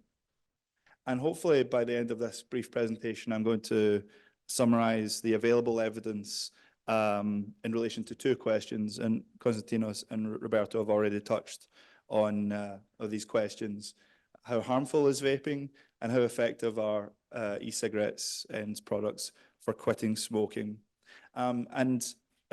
Just two small points. Throughout the presentation, I've put QR codes on the screen that provide a link to the source of the data that I'm referring to, so feel free to snap pictures or ask for the slides afterwards. And also, if it's meaningfully important to anyone, all of the data and information that I'm going to present have come from publicly funded organizations and institutions globally, and there's no data presented here collected by a tobacco or vaping industry. So a quick word on tobacco harm reduction, and again, just to expand on Roberto and Konstantinos before me. At its simplest, tobacco harm reduction is about doing what we can in the moment to reduce preventable harms while not accepting an elimination of harm, not expecting, sorry, or shooting for an elimination of harm. The core premise of tobacco harm reduction, as agreed by multiple authoritative bodies globally, is that most of the premature death and disease that's caused by tobacco smoking is attributable to the direct effects of inhaling the smoke that's created when a tobacco leaf is combusted. Now, the mortality and the morbidity risks of long-term e-cigarette use, long-term use of vaping products, is not known, whether those risks are of e-cigarette use in addition to cigarette smoking, in place of cigarette smoking, or instead of cigarette smoking. Simply, the products have not been in use long enough in any population for us to draw definitive conclusions about the long-term mortality and morbidity risks of long-term use in the way that, as Roberto presented, there are as such observational data available for snus in countries like Sweden. However, that's not to say we don't know anything. In fact, we know a great deal about the likely risks posed by e-cigarette use. There is substantial evidence endorsed by all authoritative public health bodies in the UK, and I'll refer to some in the US as well, that the constituents of cigarette smoke that we know cause cancer, cardiovascular disease, and respiratory disease are either not present in e-cigarette aerosol or are present but are found at significantly lower levels compared to cigarette smoke. And the conclusion of these bodies then broadly is that adults who smoke combustible cigarettes can therefore substantially reduce their health risks by either completely switching to e-cigarettes and importantly continuing to use them for as long as they feel is needed to prevent a relapse to smoking, or to use these products as a substantial replacement for cigarettes, working towards ultimate cessation of cigarette smoking. And just as an example, again, feel free to I can't click back, but the QR codes on the previous screen link to multiple extensive, comprehensive reports, meta-analyses and systematic reviews of hundreds of published studies. But this is some excerpts from the 2016 report of the Royal College of Physicians, which broadly concluded that decoupled from the smoke that's produced by combustion of tobacco, nicotine use at doses used by most nicotine and tobacco product users is much less harmful. Therefore, the provision of the nicotine that smokers are addicted to without the harmful components of tobacco smoke can prevent most of the harm attributable to smoking. And perhaps the most important takeaway from this, the life expectancy of today's smokers could be radically improved by encouraging as many as possible to switch to a smoke-free source of nicotine. For whatever else I'm going to say in my presentation and whatever else any other presenter is going to say, we cannot get a clearer message than that final bullet point there. The life expectancy of adult smokers can be radically improved by encouraging as many of them as possible to switch to a smoke-free source of nicotine as soon as they can. A similar conclusion found by a major organization in the United States, the National Academies for Science, Engineering and Medicine, essentially concluding much of what Ricardo conveyed earlier. Sorry, Roberto, sorry, I called you Ricardo, sorry. So as such, we now have a public health consensus in the United Kingdom. Our National Health Service, which is the department of the government which runs all health services, the Royal College of Physicians, general practitioners, midwives, Cancer Research UK, the British Lung Foundation are some of the groups signed into this consensus. And this was their position in 2016, and it is their position today.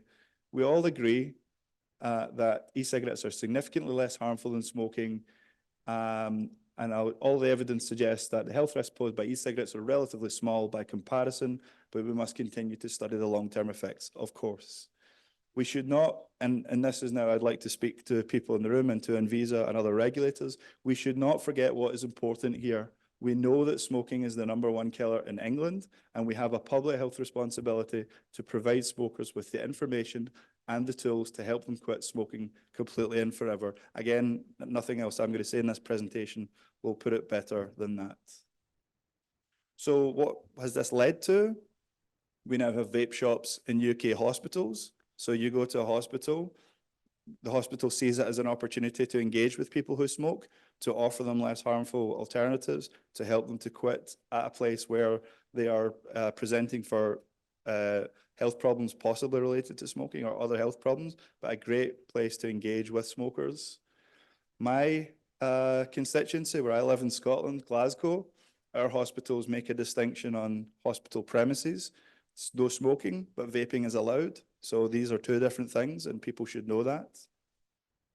So that's a very brief tour of the available evidence on the safety of vaping.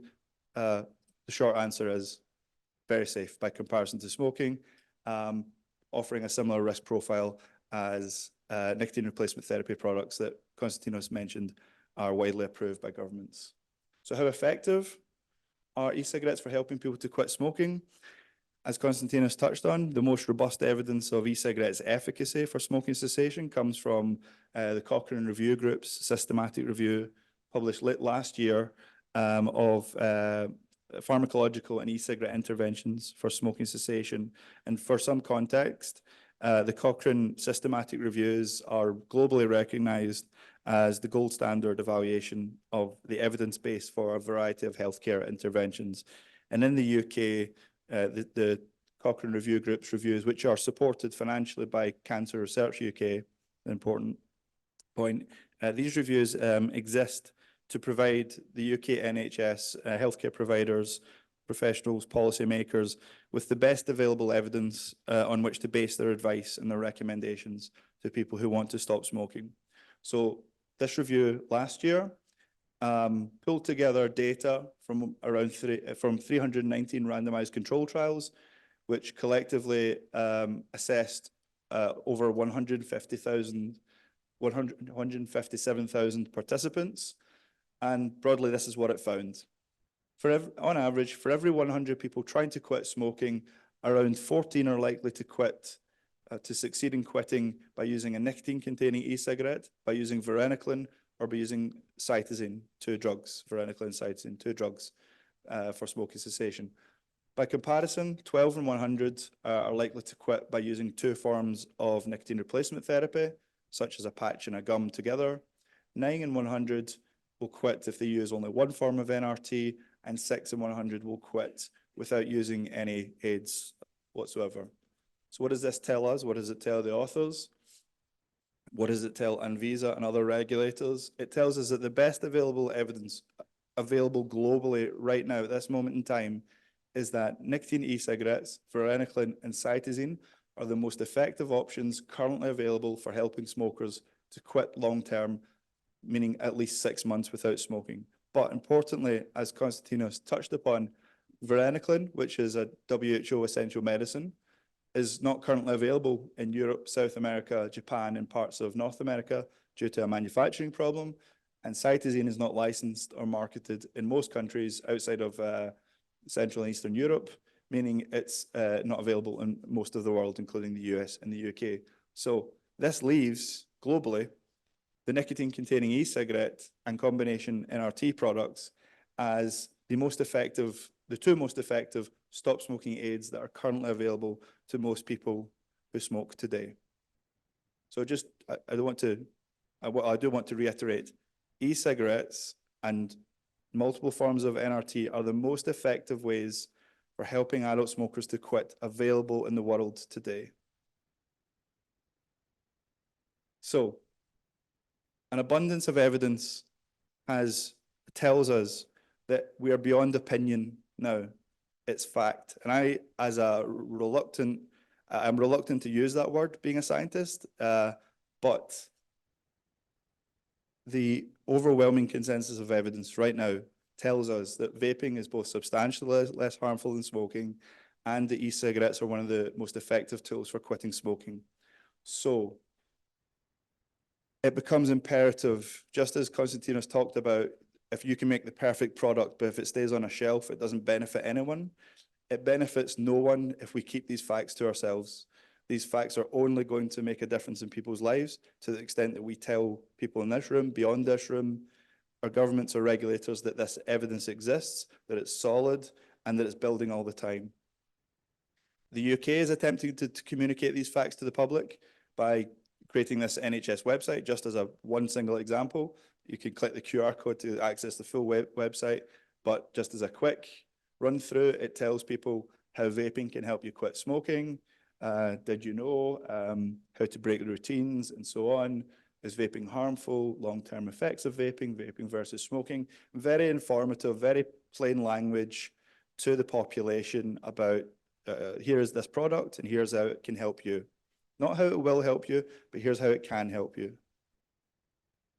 So what has been the effect of the UK's pro-tobacco harm reduction position in the face of this evidence?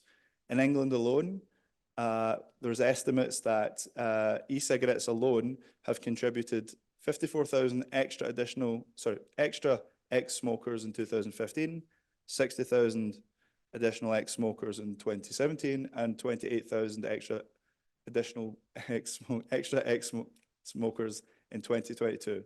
Cumulatively, therefore, it's estimated that the use of e-cigarettes as part of attempt to quit smoking has helped somewhere in the region of 30 to 50,000 people to quit successfully each year since they became popular in England. So 30 to 50,000 fewer people smoking cigarettes because of e-cigarettes each year in England since e-cigarettes became popular.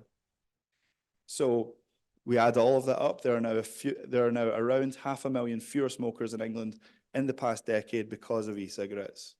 And that is, as Roberto touched on it, that's factoring in the contribution of other tobacco control policies, measures, strategies. This is the isolated effect attributable to e-cigarettes, 500,000 extra former smokers because of e-cigarettes. And in the United States, my final slide, the United States, much of a similar story. A recent study you can access through the QR code estimates that e-cigarettes have saved roughly 1.7 million life years and generated a consumer surplus of $173 billion between 2007 and 2019. And during this period, 2007 to 19, I'll finish, they estimate that e-cigarettes have substantially reduced mortality in smoking, while no similar effect has been detected for NRT products. And the authors here have concluded that banning or severely restricting the adult smoking population's access to e-cigarettes would likely offset the smoking and mortality declines that are presently being provided by e-cigarettes. And we should emphasize, being provided free of charge to the taxpayer. If the industry is creating these products, marketing them, pumping millions of billions into research and development, this intervention is coming at no cost to the US taxpayer, as it wouldn't be to any taxpayer of any other country. So to conclude, I should have went 1, 2, 3, 4, 5, but okay. So tobacco harm reduction products and policies like e-cigarettes, vaping products, snus as well, although I've not touched on snus here. There's solid, reliable building evidence that these products, the availability of these products to the population, can rapidly accelerate declines in smoking prevalence and cigarette consumption. And as it was said earlier as well, these policies and strategies and products come in addition to traditional tobacco control policies, not in place of them. It's a fact, it's a scientific fact that vaping is substantially less harmful than smoking. It's a scientific fact that e-cigarettes are the most effective tools currently available for quitting smoking. And there's a need to publicize these facts. As I say, these facts are no use if they don't go beyond these four walls.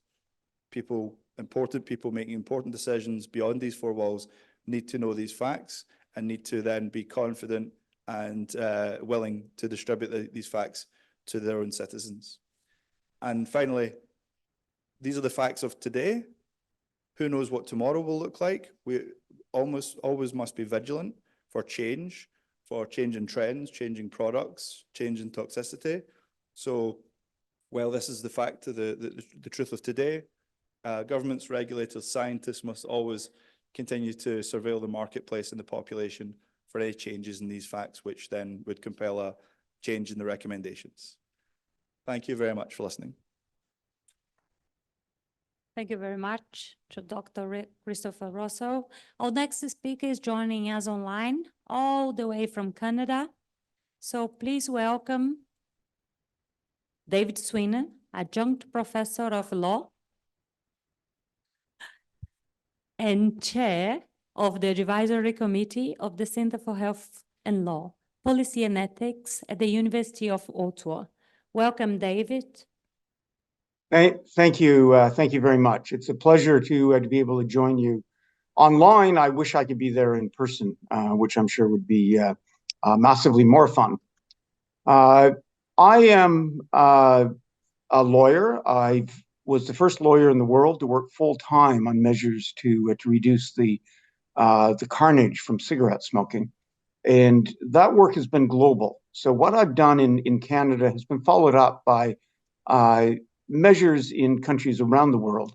And when we look at what sorts of things are effective, and answering the question of what could Brazil do better, I think that, you know, as a lawyer, I look at precedent, what has worked on other issues.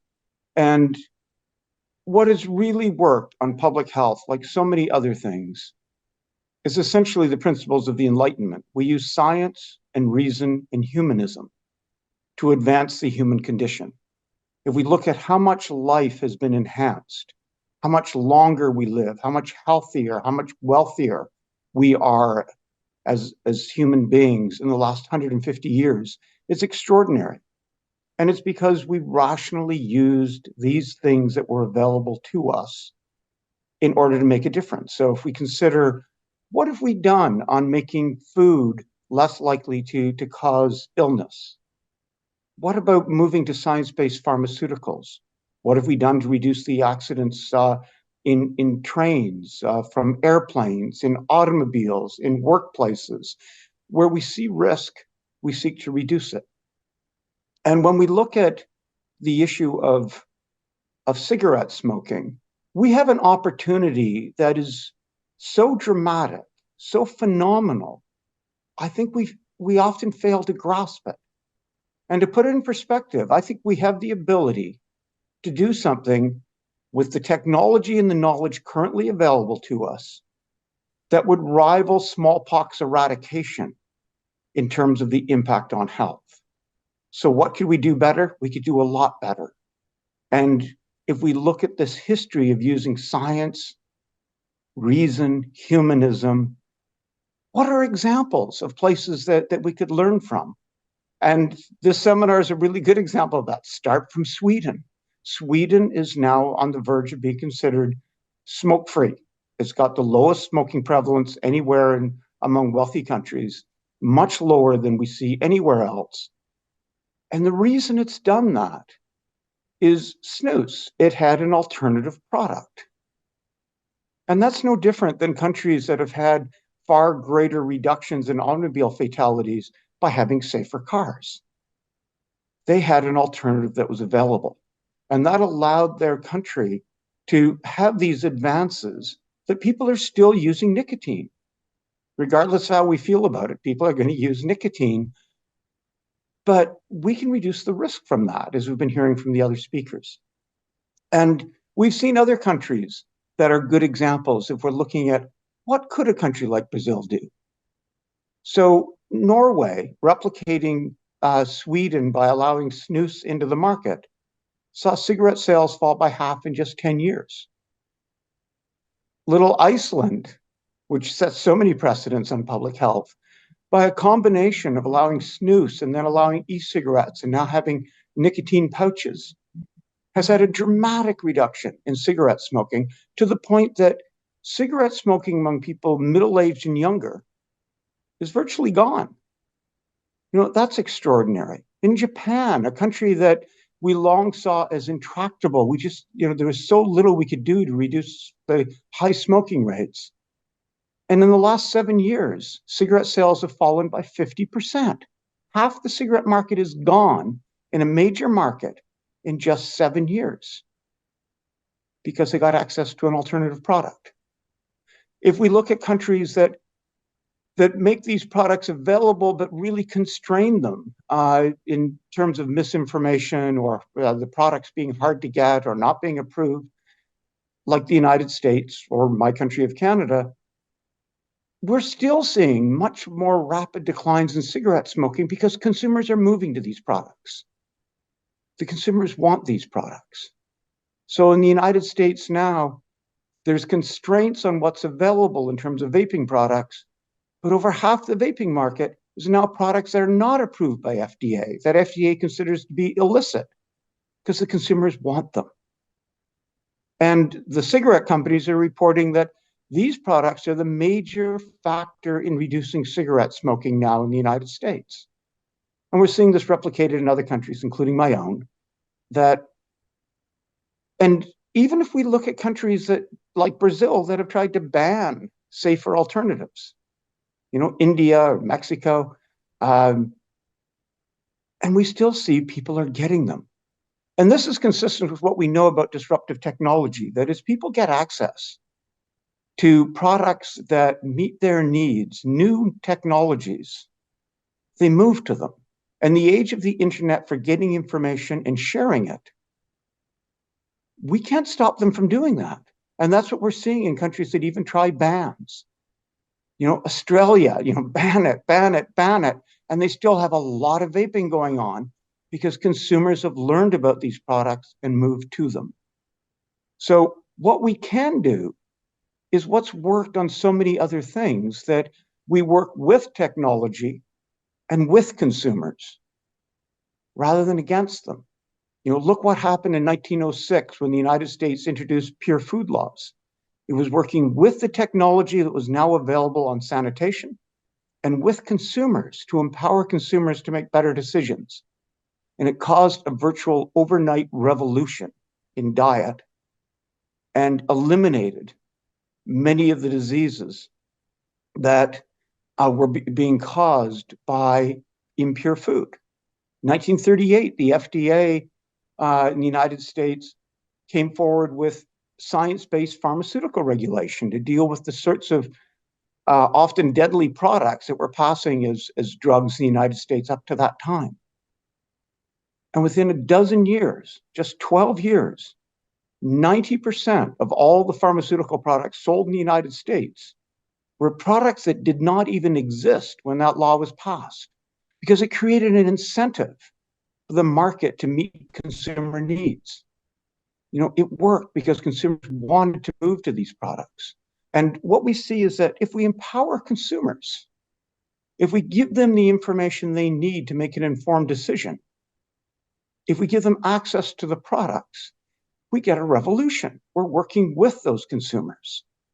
And as much as it's very exciting to see what places like Sweden or Norway or Iceland or Japan have accomplished, or what's currently happening in New Zealand and other countries with these really rapid declines in cigarette smoking, there's still only part way to what we could do.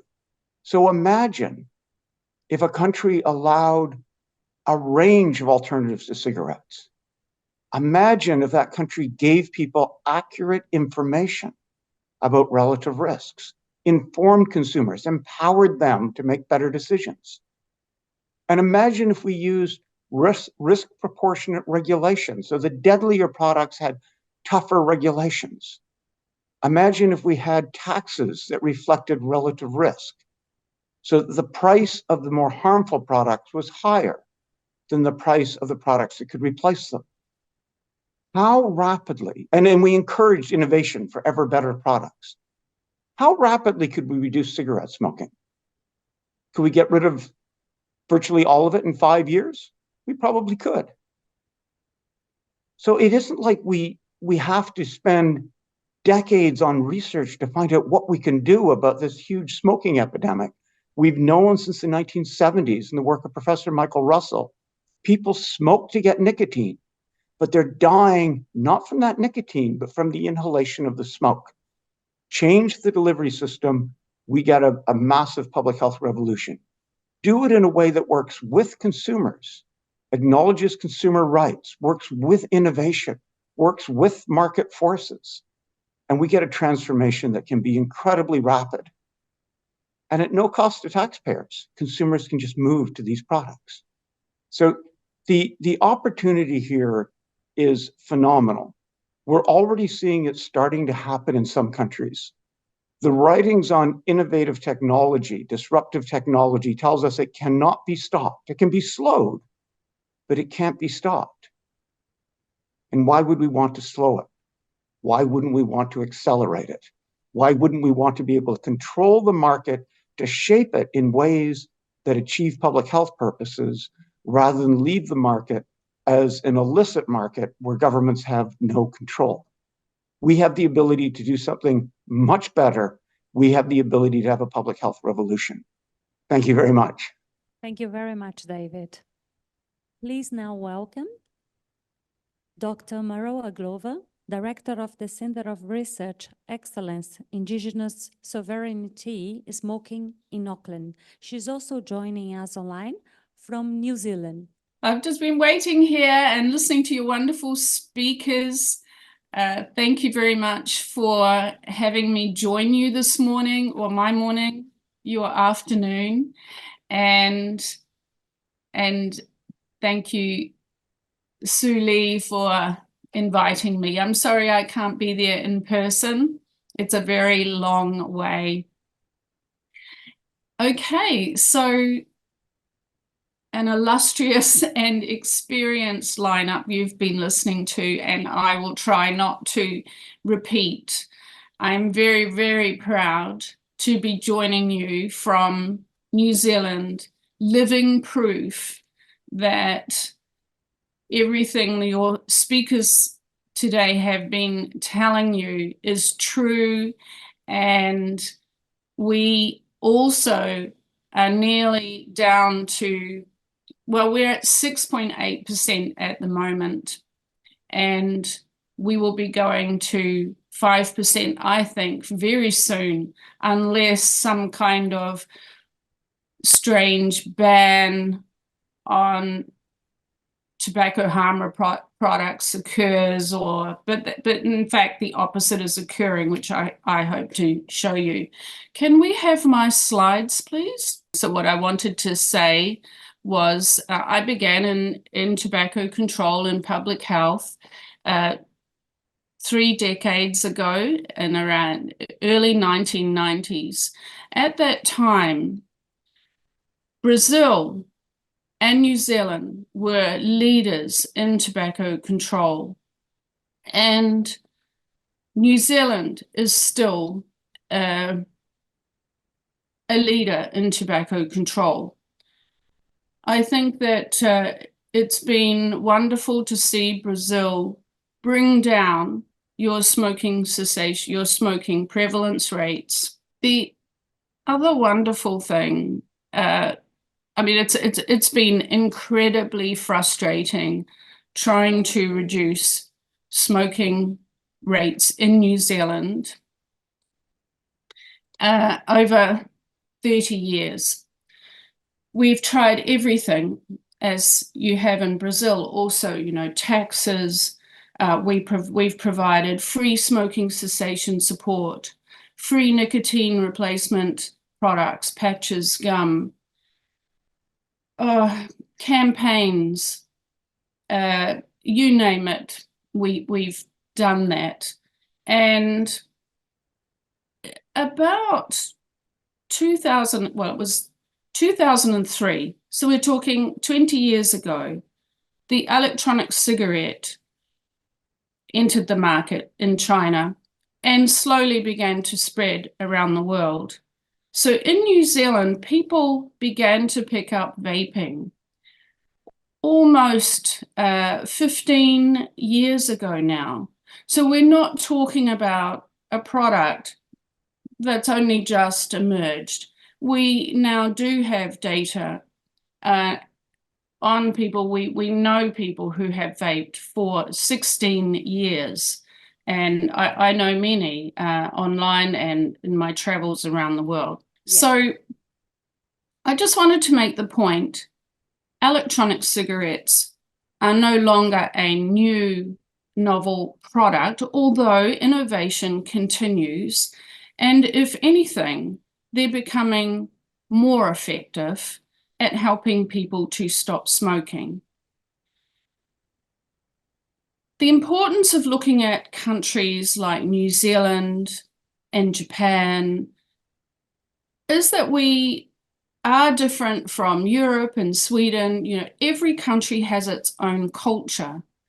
And people might say, oh, but Sweden they have their own culture. We're nothing like Sweden.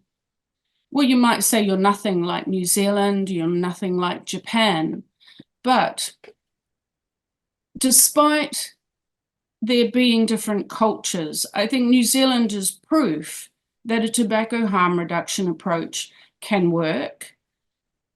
We initially we could never get snus legalized here.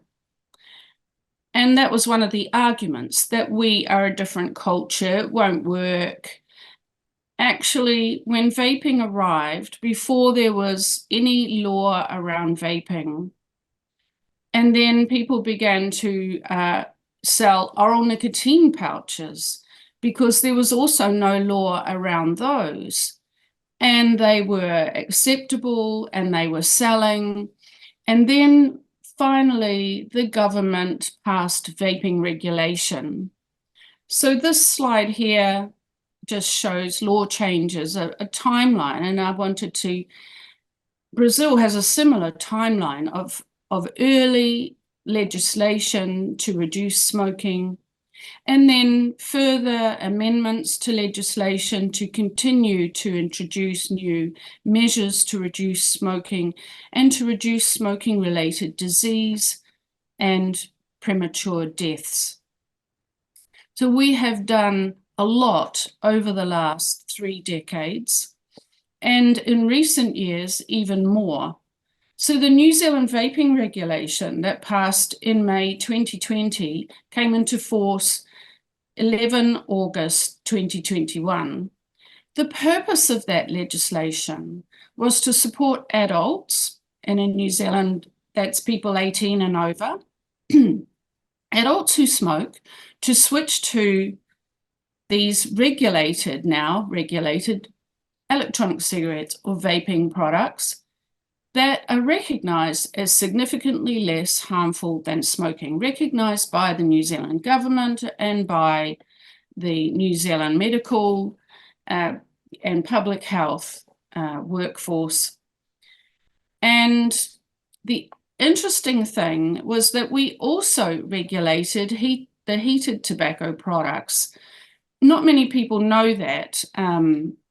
So here is the slide showing our rapid decline in smoking prevalence. In 2015, the bottom orange line is vaping, and there's a small dot, 2015-16, where that's the first time that the Ministry of Health measured how many people were vaping. Now this slide is daily smoking, the blue line, and daily vaping prevalence. I'm focusing on daily because it's people who smoke or vape or use nicotine daily that have a dependency on nicotine. Can we go back for a minute, please? Back one slide. Thank you. So over the 30 years, and I've expressed my frustration, very, very, very slow reduction in smoking. And then you can see it just in about 2019/20 and on, it just rapidly speeds up. And you can see vaping substituting there. Vaping goes up, smoking goes down. It's a perfect substitute for a cigarette. The heat not burn product hasn't had much role in that. It is mainly vaping. Okay, next slide, please. There's a lot of concern and alarm about young people taking up vaping. So I thought I would show this slide. This is the 15 to 17-year-olds. And the really important thing from a public health perspective for us to focus on is that smoking is gone among young minors. They are not, if you see the blue line, they were above 5% a decade ago. And smoking has now dropped off to 1%. And actually the numbers are too low to even rely on that statistically. But our youth are already smoke-free, under 5% smoking prevalence. And yes, vaping has played a role in that. So instead of, so many who smoked, now most of them have tried smoking first, and then they have switched to vaping. And there are some that instead of starting smoking, they have started vaping instead. And this is to be expected.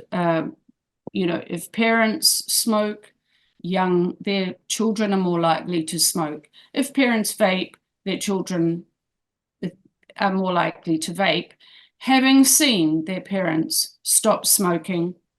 So we have had an uptick in young 15 to 17-year-olds, but it's really a brand new product that has attracted a lot of attention, and there is a fad element to it.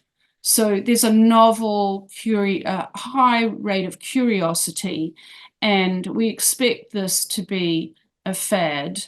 Not that it would drop off forever, because there were always some people who try nicotine, become dependent on it, or find that it has benefits for them, such as people with mental health conditions, a lot of stress and trauma and other things like that. Thank you. So those were my only slides I had to share with you. The main points I wanted to make was that this has occurred even among our Indigenous people, even among lower socioeconomic people. So it is helping to reduce the inequities in smoking prevalence that we have struggled to reduce up until now. So when I first started in tobacco control and public health 30 years ago, 50% of Māori, our Indigenous people, smoked. And now at 2023 figures, we are down to 19%. That really is an amazing achievement, given our our overrepresentation among lower socioeconomic people and comorbidities. So recently we've had some changes. Most people are focusing on vaping, but I did want to make it clear that we did have the heat not burn product. To start with, we did have snus, we did have oral nicotine products. Then we had a change of government and they introduced the vaping regulation and they banned the oral nicotine product and they banned snus. Now we've had another change of government and they have removed that ban. I'm not sure when this is taking effect, but the ban on oral nicotine pouches will be removed and on snus. It's very important that people have a range of alternative nicotine products to switch to, and they are all effective at helping people to stop smoking, but it's different strokes for different folks. And for some people, the oral nicotine pouch will be what they choose and will be what works for them. For many people, vaping is the most popular choice. And and some in New Zealand used to use snus, and some imported it for their own purposes. But our tobacco tax is extraordinarily high. What the new government is doing is removing the tobacco tax off non-combustible products. This is what David was saying about risk proportionate taxation. And so we will have that as well. So with these changes, with more options available for adults who smoke, only adults, not going to be sold to minors, because they are strengthening the enforcement of that, and they have increased the fines of selling to minors. And the disposable vape products have also been banned. Otherwise, we have all the flavors and everything else there, and it remains cheaper than smoking cigarettes. That's very, very important. So I think that, come on, Brazil, catch up with us and come and visit New Zealand and experience what it is like to live in a virtually, almost nearly smoke-free country like Sweden. Thank you, Suli. Thank you very much, Marwa, for your insightful comments and for joining us from so far. Wish you were here, but I'm sure we're going to catch up soon. Thank you so much. Please welcome on the stage Dr. Christopher Rosso, Dr. Costantino Fasalino, and Dr. Roberto Susma for a slightly shorter Q&A for 20 minutes, because we were running a tiny bit late, but I'm trying my best to keep with the time. Yes, I approached Christopher, sitting here. But the question is, what do the doctors say? I mean, in Sweden, we have organized groups of doctors that are working against, harm reduction, as it were. So what do the doctors say? What do the is youth, are they buying into it, and are they using the fact that England is changing, and what does the World Health Organization say? Oh, okay. So I think 3 questions there. What do doctors in the UK say? So there's a really strong consensus now. I showed a graphic of some of the key medical organizations that have signed to an agreement or signed to a statement that they all agree that e-cigarettes are far less harmful than smoking, that this is what the evidence shows. They'll continue to monitor, but for the moment, the weight of evidence is giving them assurance to recommend vaping to adults who want to quit smoking. So a strong consensus exists in the UK among the prominent authoritative medical bodies. I mentioned a couple: the Royal College of Physicians, Royal College of Midwives, Royal College of General Practitioners, others, Cancer Research UK, British Medical Association. All of the public funded authorities in the UK who you would want to trust, all of them are in lockstep, in unison in their support of e-cigarettes as a form of tobacco harm reduction. Your question about youth. So like other countries, like Mareva said, in New Zealand and in the United States, yes, the UK has a youth vaping problem, numbers going in the wrong direction. Much of the blame for that pointed at disposables. And so the UK is proposing to take some action to ban the sale of disposable vapes. And we'll see that's potentially coming into effect of May of next year. We'll see if that first of all, that ban holds, and then if it has the impact that the politicians are desiring from it. I think I would always, in the face of youth vaping, always point to 2 things: the net, what is the net effect on the population, and what we're seeing across adults and youth is that the net effect of the widespread commercial availability of vapes is hugely positive. Taking all age groups in the population, all socioeconomic statuses, the overall picture effect of vaping is overall positive. So There are going to be small negatives, small positives, big positives in that big mix.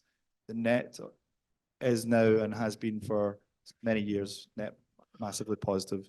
And the WHO, to your last point, is in complete contradiction with the position of UK medical bodies. It's anti-vaping, anti-nicotine, anti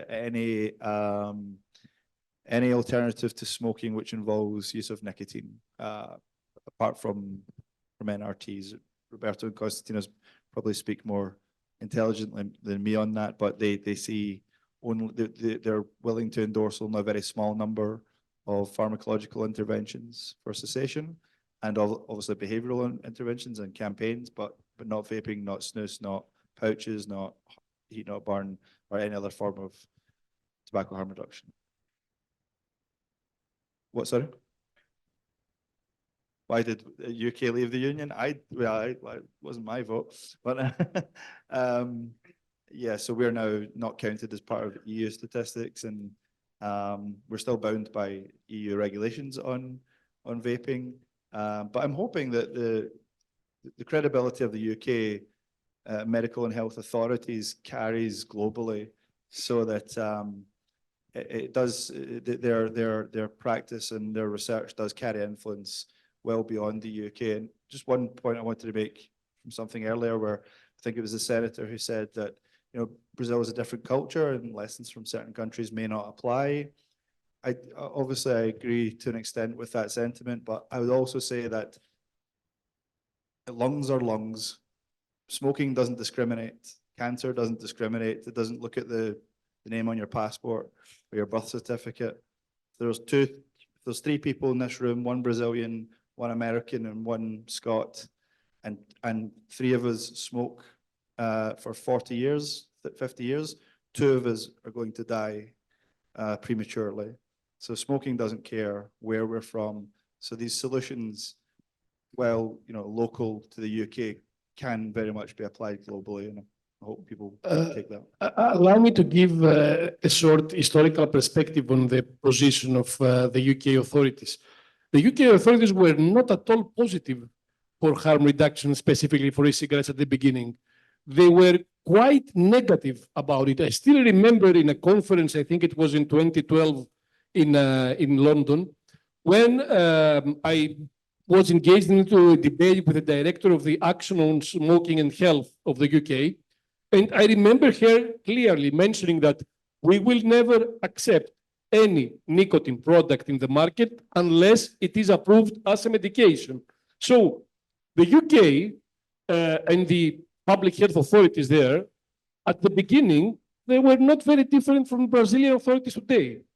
The big difference, however, in the UK compared to other countries, not only like Brazil, but also like India, or many countries globally, is that they were open-minded and they were ready to look at all the evidence and then adjust their opinion instead of having an opinion and following it in an ideological approach and then cherry-picking evidence that fits their predetermined opinion.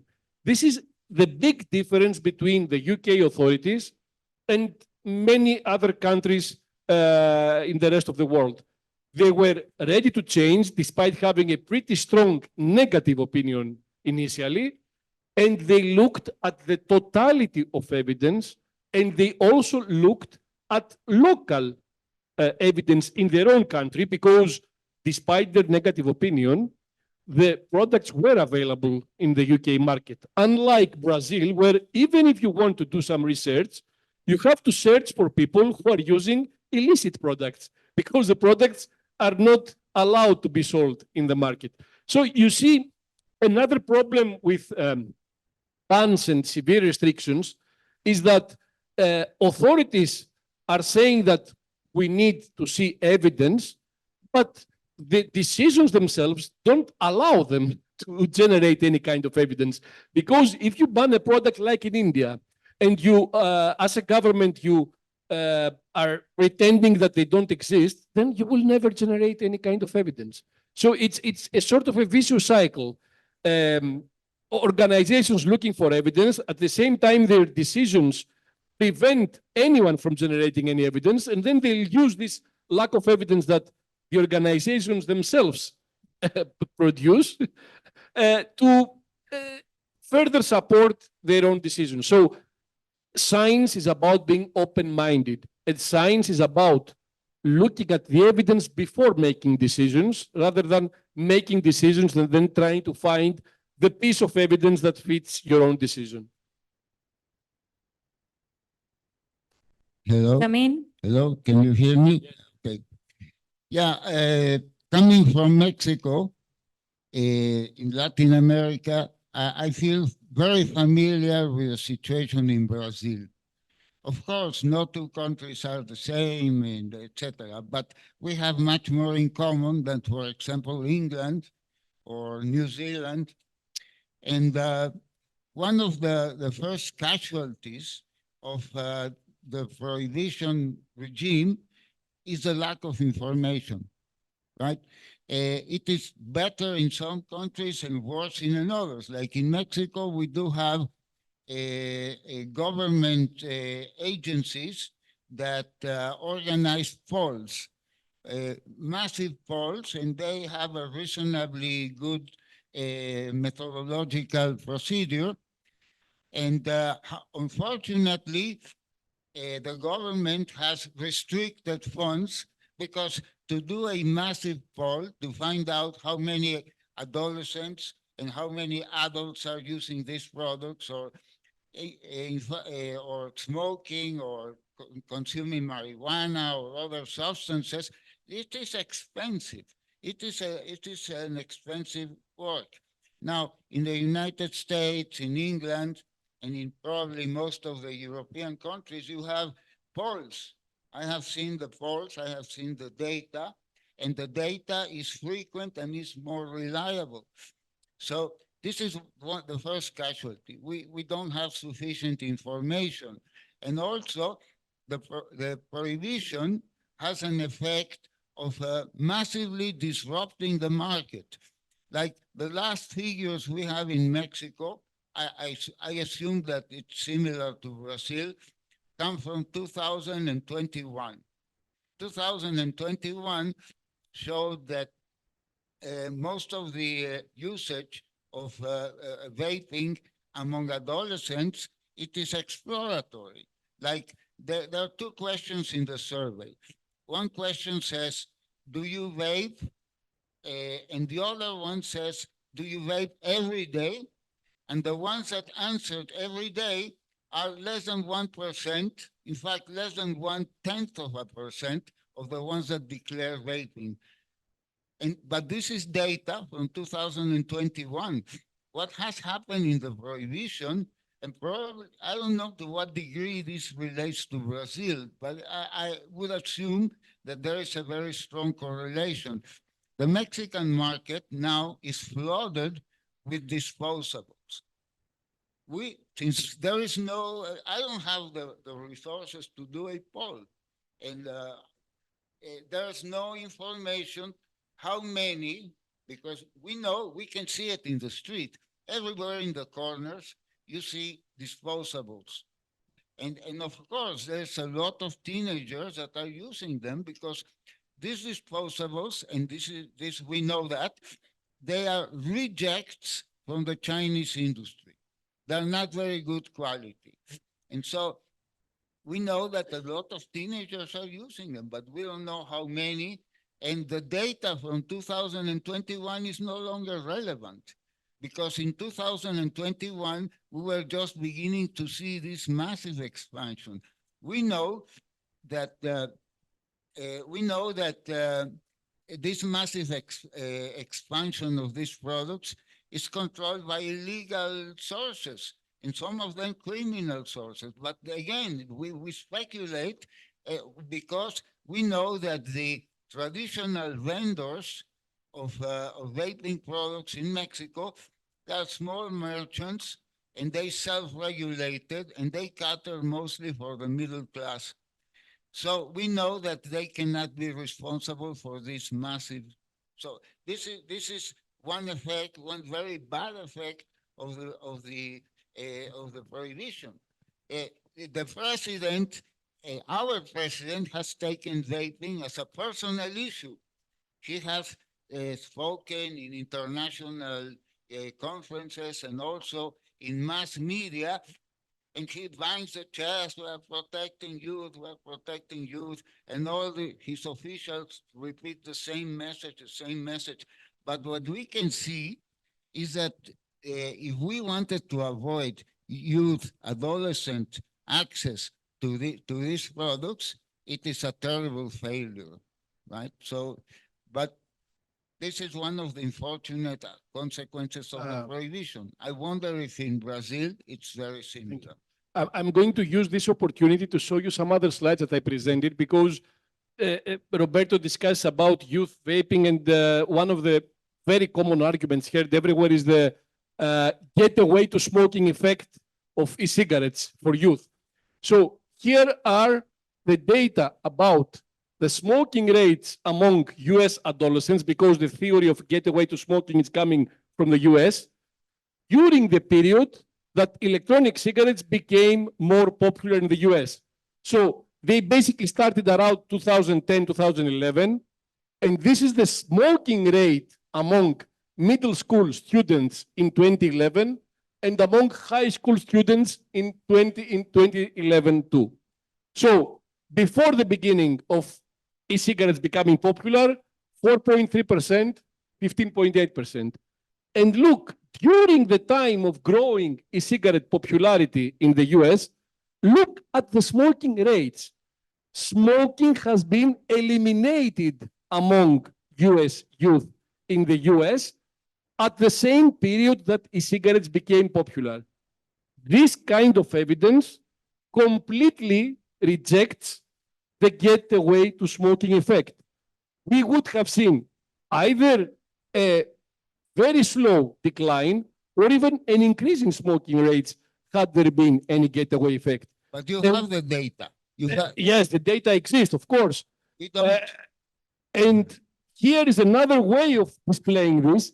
Look at the rate of decline before and after the availability and the growing popularity of e-cigarettes in the market. Again, among US youth, middle school and high school students.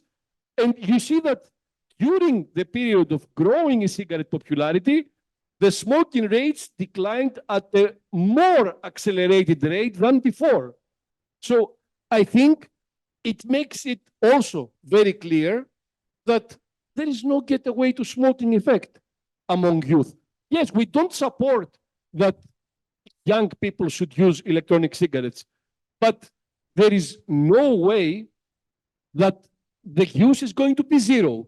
And people who think that the banning of products is going to result in zero use need to look at, for example, India, where India had minimal e-cigarette use before they implemented the ban.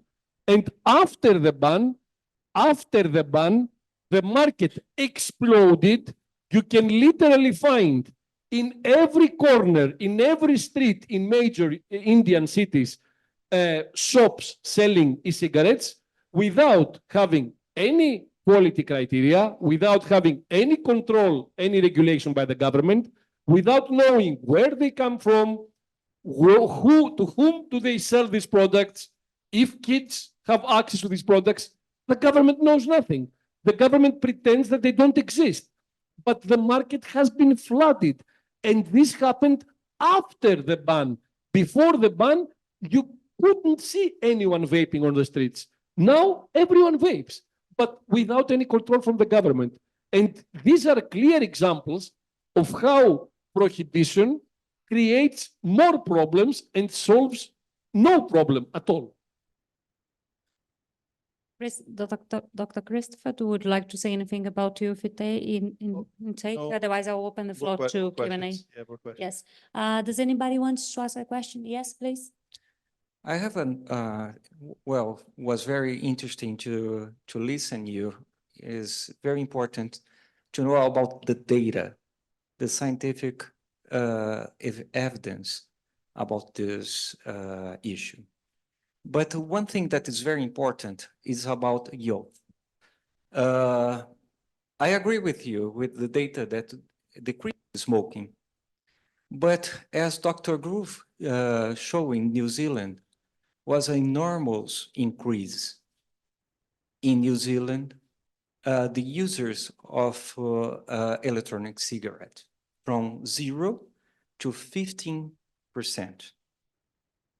And the smokers in 2011, as she showed, was 6%. So the difference, this is a big issue. We are getting the youth to use nicotine if we have the electronic cigarette in the market? Okay, this is a very complex question with a very complex answer. First of all, I was also very much surprised by the results from New Zealand, and I can't believe them because there is no other country that has such a high rate of daily vaping among youth. No one, nothing else. No other country in the world. I don't know how accurate these numbers are. Perhaps the sample size is very small. I don't know what kind of evidence they come from, what kind of studies came up with this result. This is unheard of. In no other country, even in the UK, which was much earlier a supporter of e-cigarettes, we have never seen that anywhere. Not even in countries where e-cigarettes are completely unregulated.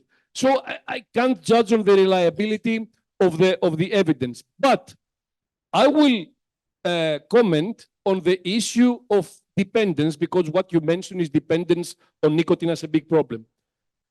How much discussion has there been in Brazil or in other countries among healthcare professionals and among the public health community about the dependence on caffeine?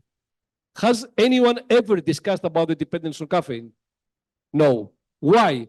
Caffeine, according to a recent study by Carl Fagerstrom, is the most addictive substance in the world in terms of number of people globally who are dependent on caffeine. Number one, why is there no discussion? Because caffeine use is not associated with harm. It is dependent, it creates dependence, but it's not harmful. So when we discuss about addiction, and there's a difference between the terms addiction and dependence, addiction is usually defined as dependence associated with harm. So caffeine, yes, there is dependence, but there is no addiction, there is no harm. Opioid use, it's a dependence with a lot of harm. Smoking is a dependence with a lot of harm. Nicotine by itself is minimally harmful. So at some point, I think the discussion goes far beyond public health and becomes a moralistic discussion, because when we want to judge behaviors that are not associated with harm, but with, or maybe with minimal harm, then we create a moralistic debate, not a public health debate. Public health debate is about harm, is about disease caused by a certain behavior, a certain use or abuse of a compound. Everywhere in the world today, countries are discussing about legalizing the recreational use of marijuana. Why? Why the same government which wants to legalize recreational use of marijuana thinks that nicotine use is some sort of a disaster? Nicotine not through smoking, because smoking kills, nicotine through other forms. For example, I'm not even going to use cigarettes. I'm going to use nicotine pouches, which is pure pharmaceutical nicotine and nothing else. There is nothing else in a nicotine pouch. And several countries, including in Europe, are banning nicotine pouches for zero reasons, for a moralistic debate about nicotine. Yes, I don't support anyone using nicotine, but there is insurmountable evidence. I mean, there is so much evidence from decades that nicotine itself is associated with minimal, if any, harm. If any harm. Don't forget that the studies on snus, which are finding zero increase in cancer, zero increase in cardiovascular disease, zero increase in myocardial infarction, zero increase in brain strokes, neither in either in hemorrhagic or thrombotic strokes. Zero risk compared to someone who has never used any nicotine product. Snus is a tobacco product, and it means that there are some harmful compounds in the tobacco. Nicotine pouches do not contain any tobacco or anything else besides pharmaceutical nicotine. Why are governments banning it? It's not about health, it's not about disease, it's about a moralistic debate concerning a choice and behavior of a consumer. Again, I clarify, I'm not suggesting and I have never supported that a non-smoker should use any of these products, including nicotine pouches. But there is also no reason to use caffeine because no one will die if he or she doesn't use caffeine. But we don't talk about caffeine as being a disaster because the whole population, almost the whole population, is dependent on caffeine and need caffeine at least in the morning in order to function properly. So let's focus, and that's my opinion, and the reason why we should focus on health-related issues is that it's very simple. We have not eliminated smoking. We have 1.2 billion smokers in the world. The debate about the elimination of nicotine would have been appropriate if we had eliminated smoking. There is no one smoking in the world. There is no one who dies from smoking-related disease. And then we can discuss about nicotine use and how we will reduce or even eliminate nicotine use. But no, and I will again finish these remarks with the paradox. The same governments which are now discussing the legalization of recreational marijuana use are saying that it's a disaster for someone to use nicotine in a clean form, not in smoking, in a clean form. It doesn't make sense. It's a complete paradox. Let alone that nicotine, there is research that it may have benefits, especially for neurological disease, like Parkinson's disease, like Alzheimer's disease. So there may be some benefits from recreational use of nicotine in the same way that there may be some benefits from marijuana recreational use. But the even stranger thing, you know that marijuana use is mainly being done through smoking. So through combusting marijuana. This is a paradox, a complete paradox. So, in my opinion, and as healthcare professionals, I'm free to judge anyone who is using nicotine in terms of his behavior or approach from a moralistic perspective. But in terms of health, what I care for is if this person is dying or develops disease because of this behavior and the use of a certain product. And for snus, we know that there is barely any risk. It is almost harmless. It is almost harmless. And snus is not pure nicotine. It is a tobacco product with nicotine. Salinas, Chris, or Christopher, would you like to Yeah, say final words? I'm going to head to closing remarks Okay. after, if nobody has any final questions. Or if you all would like to just say a few words of advice for us here in Brazil. I'll try in 30 seconds just to answer the gentleman's question. All public health policy decision makers are required to weigh up benefits of a policy and the risks of a policy. Public Health England in 2016 said in their statement, we must not forget what is important here. Tobacco smoking is the #1 killer in England. Now, I don't know the most recent statistics, but I would imagine that tobacco smoking is the leading preventable cause of premature death in Brazil.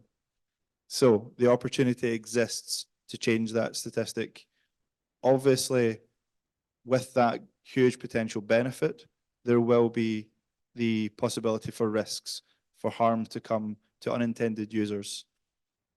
All public health, though, must be based on a weighing of the evidence for an action and against the action. And wherever that net calculation falls, as long as it's based on robust scientific evidence, that's what we have to accept. We have to accept that our politicians, our policymakers will go through that rigorous process of evaluating both the evidence that they like and the evidence that they don't like. And wherever the calculation arrives, that tells us what would be best or not the best for the citizens at large. So youth vaping, no one wants it, but we should always weigh that harm against the actual and substantial real benefit that's being experienced by adults through use of these products. So I would just, my final word on this would be for policymakers to not continue to seek evidence, but use evidence that is available to them globally via the internet, and weigh it all, the good and the bad, and come to an evidence-based policy decision. Adding to exactly what Chris just said, when you are looking for the balance, you can't equate one smoker with one vapor.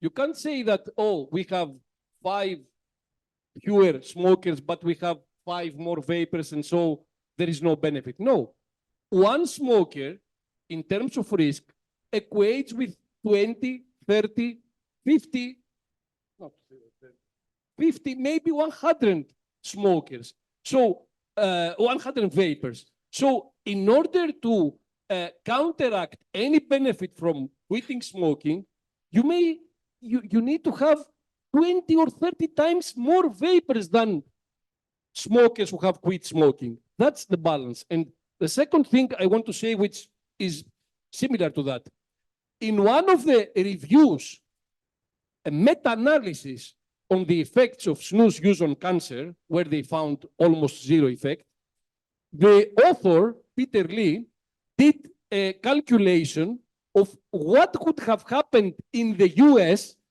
if all the population, including non-smokers, were using snus, but they would have no current smoker and no former smoker.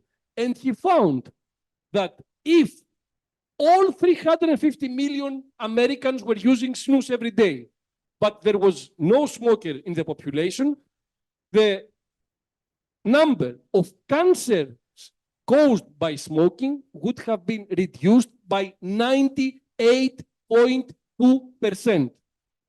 This is how you measure, from a public health perspective, the balance, as Chris said, between benefits and risks. Of course, no one is saying that you should all use snus. No one is saying that you should all use e-cigarettes. I was the first to advocate in the UK the ban on the sales of these products to young people below the age of 18. And the European Union has in their tobacco products regulation the ban on the sales. We all supported that. That doesn't mean, of course, that we will have 0 use, but we need to accept that there will be some use. Now, for New Zealand, I don't know if Marewa is still online, unfortunately, because I also have a question. Where do these numbers come from? They look too high. I'm also surprised. With us after the presentation. Roberto, would you like to say I think these final are words? the final words, right?